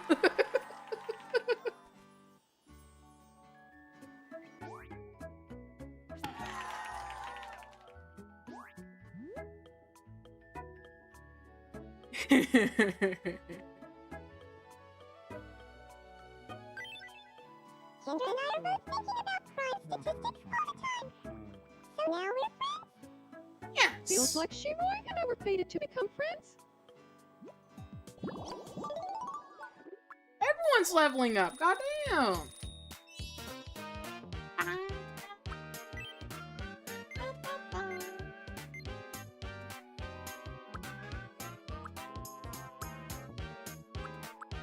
I think she eats cautious.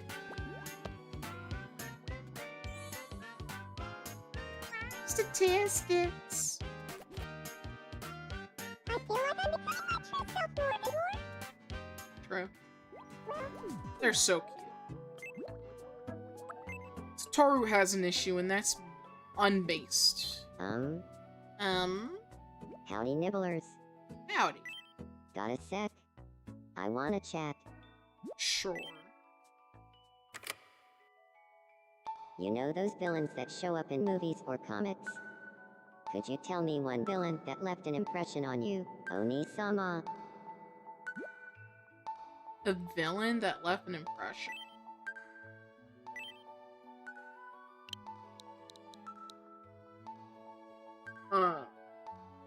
Snape? Snape is really hot. Stink me. Nyeka.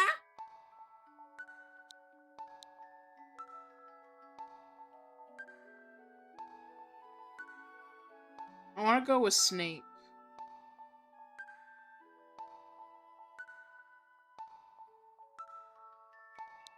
But I'll classify as daddy. Snape. Snape is a daddy.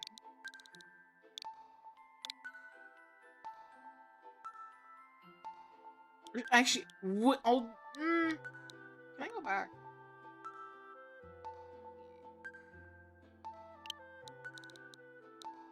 And wizard daddy.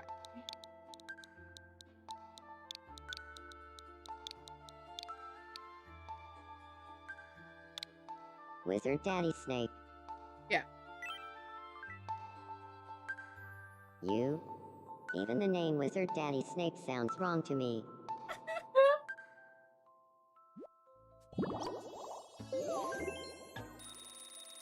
Snape is so hot.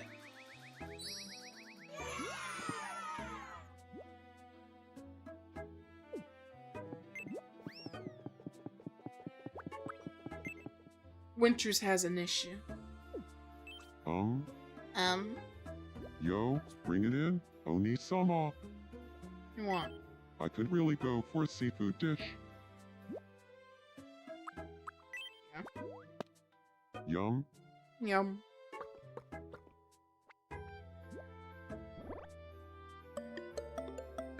Yaps.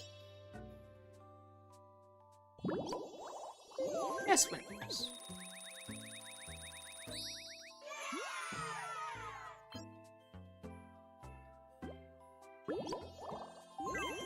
What kind of superpower would you want, Oni-sama?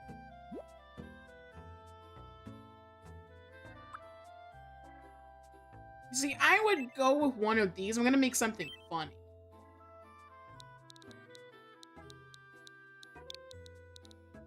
Make...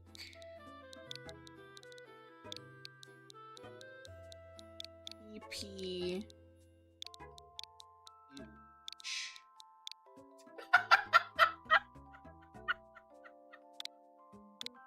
Make PP huge. Make PP huge. What are you intending to do with that? Why would you do that? To make PP huge.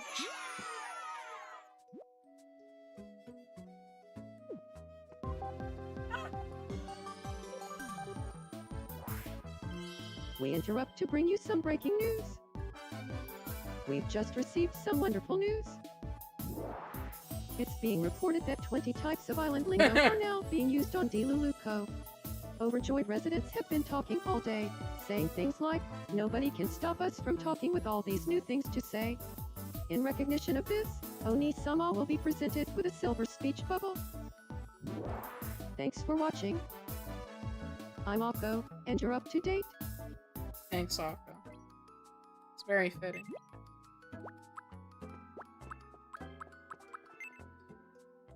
Who did Raya fall in love with? Oh, awesome. I think I'm on cloud 9 right now. I can't believe I'm saying this, but I'm in love with Akko.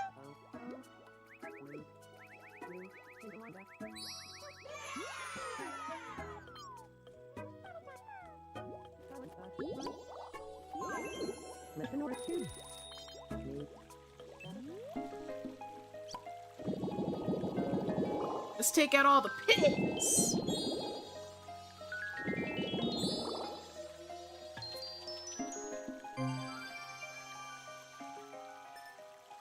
48! 48!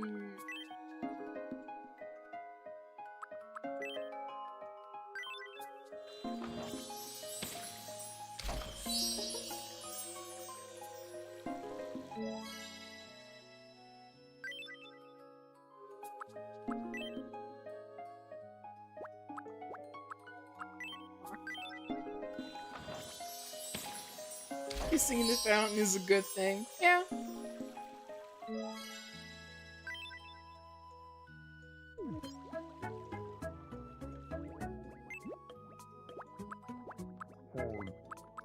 Ari is asleep.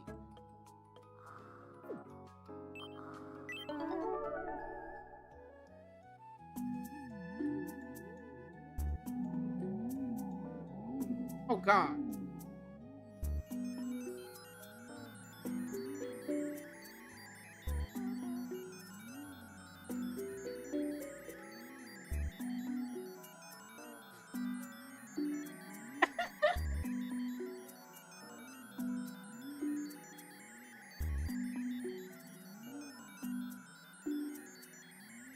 This is very funny.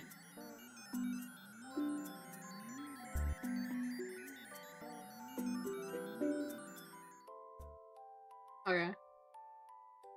When I piss in the fountain, I go to jail for 3 years, but when she pisses in the fountain, It gets was caught. just a dream. Pretty much. Oh, what's that?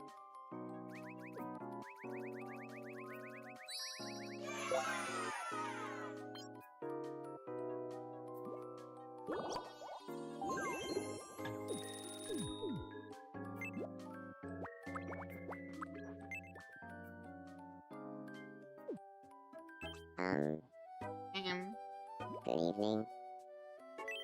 I'm so hungry. It's on toast! Yum.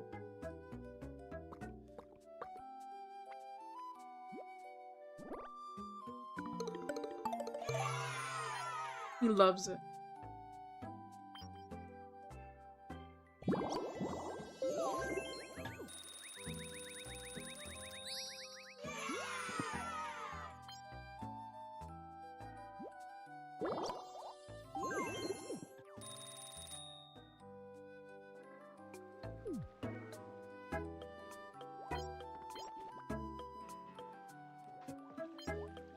I think we're good. We're good to call it. It is now 8 p.m.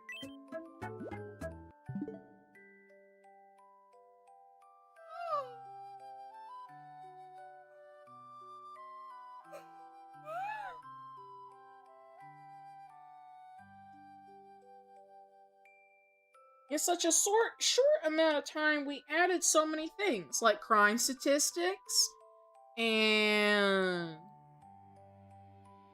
crime statistics, and crime statistics.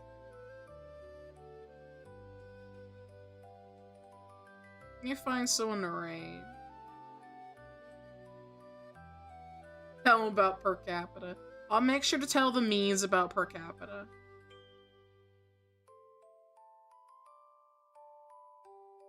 But my fellow Americans, despite only being 13% of the population,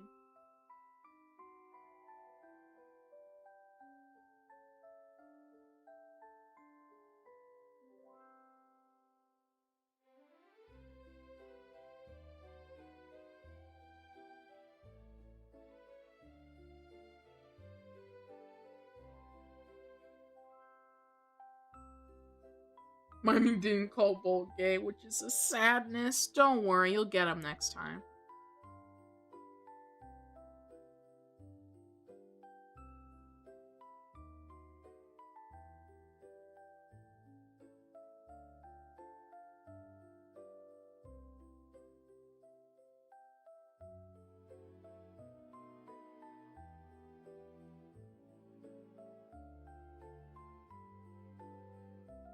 Re-raid the temp.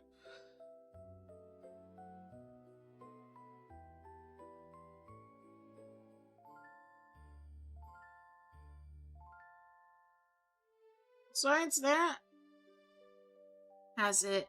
That's everything. I am Eeby Weeby.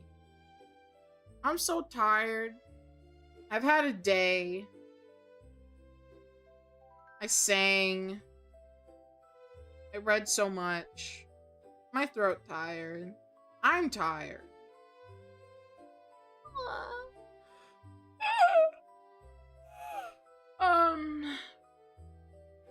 We're gonna have community night on Sunday. We're likely gonna play Repo. Maybe something else. But mainly Repo. Decide on a time, in the Discord. I just put 5 p.m. my time. But the time can change to whenever people are most available. But yeah, I'll have next week's schedule out eventually. But yeah, you guys be good for temp.